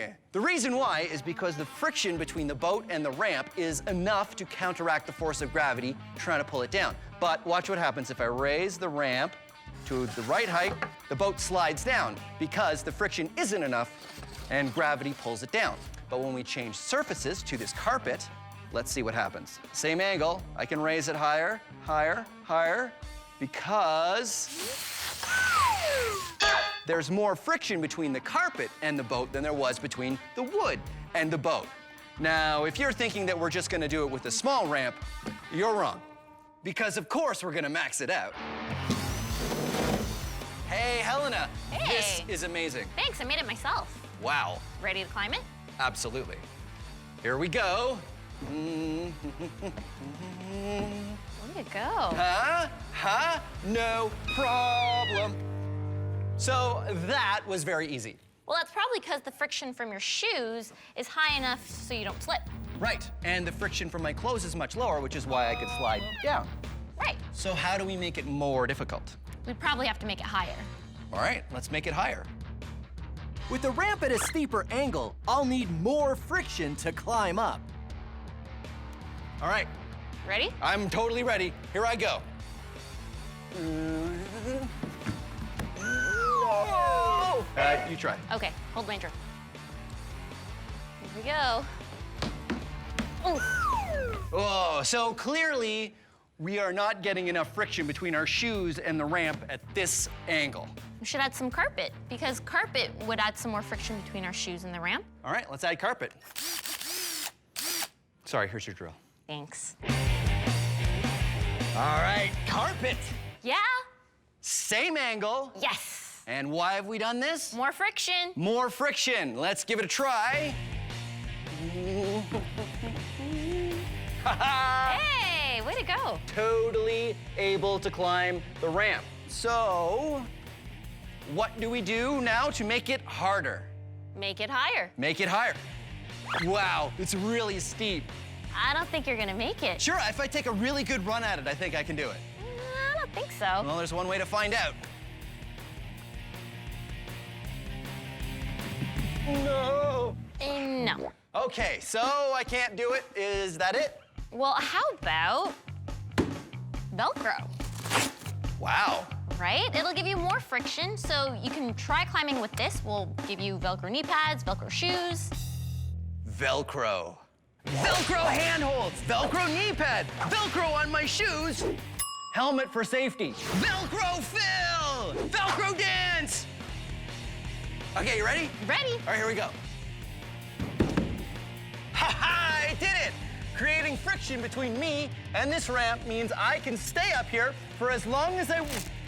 No. No, Velcro. No. No.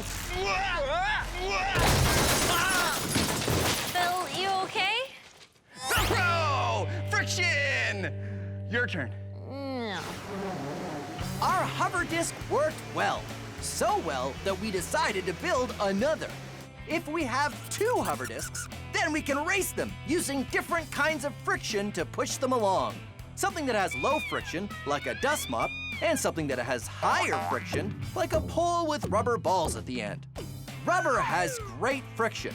That's why we make car tires and the treads of our shoes out of rubber. Okay, we have a giant race course that we've set up. We've got 2 low friction hover discs, and I'm gonna use the low friction dust mop version to propel my hover disc. And Helena, what do you have? I have the high friction rubber ball stick. Start your engines! On your marks, get set, and go! And we're off. Remember, Helena and I are using very different methods to get our hover discs moving. I'm using a low-friction dust mop, and Helena is using high-friction rubber balls. As you can see, my low-friction dust mop doesn't make enough friction with the ground for me to push myself. Helena, on the other hand, is having no problems. Go, go, go, go! Go ahead, you can beat him! He's way back! Forward! He's way back for the win! It's the winner! Jay crosses the line! Yes! And then we have our winner! Yes! Over the finish line. It feels way back over there. Oh, man. I'm still stuck at the second turn. Way to go, Helena. Thank Nice. you. So what was the strategy? How did it work? Well, pretty much while I was using those red balls, I was getting friction, helping me steer. You know what? I think we need a little bit more thrust. That would work even better if we had something pushing us even harder. Definitely. Wait! I have an idea. Wait, hold. I need your help. Come on. Okay. I'm at iFly Toronto indoor skydiving to talk to you about friction. That's Mike. He's gonna help me out. Okay, here we go.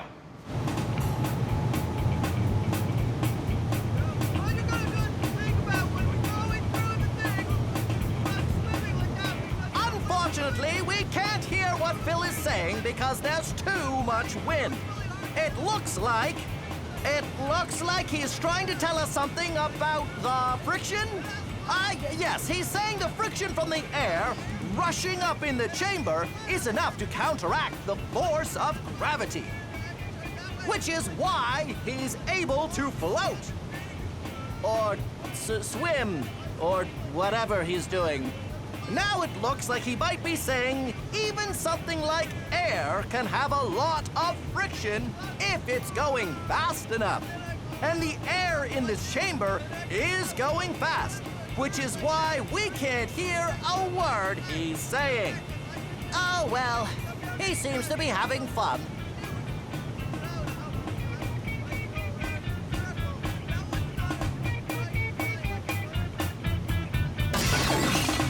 So how important is friction? Well, let's say I'm out for a drive. Car tires need friction to grip onto the road. Without it, my car wouldn't be able to turn at all. But that's nothing. Without friction, the bolts holding the wheels on the car wouldn't work. In fact, none of the bolts, screws, or glue on the car would work, and nothing would stop moving or stick to anything else. Even the trees would blow away with the slightest breeze. Friction is everywhere, and without it, nothing would work. Okay, hover disc race round 2. This time we decided to have a little bit more thrust, so Helen and I are going to be using fire extinguishers. Now, do not use fire extinguishers at home. Fire extinguishers have a very important purpose, and it's not for this, but we got these ones special. Are you ready, Helena? Oh, yeah. Oh, yeah. Okay, here we go. Russell? So, racers, start your engines. And go!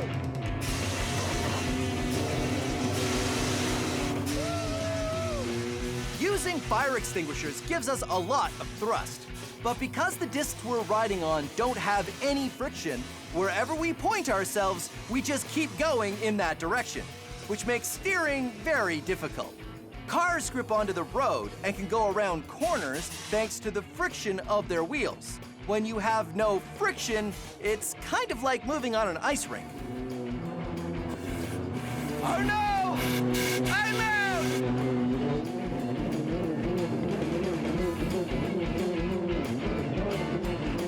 Yeah! High five! Yeah! High five! Yeah! Okay, wait. Oh, I ran out of fire extinguisher at the end there, so I had to cheat a little bit. So 1 for you, 1 for me, and all of them for friction. Or the lack of friction. Or the lack of friction. Science Max, experiments at large.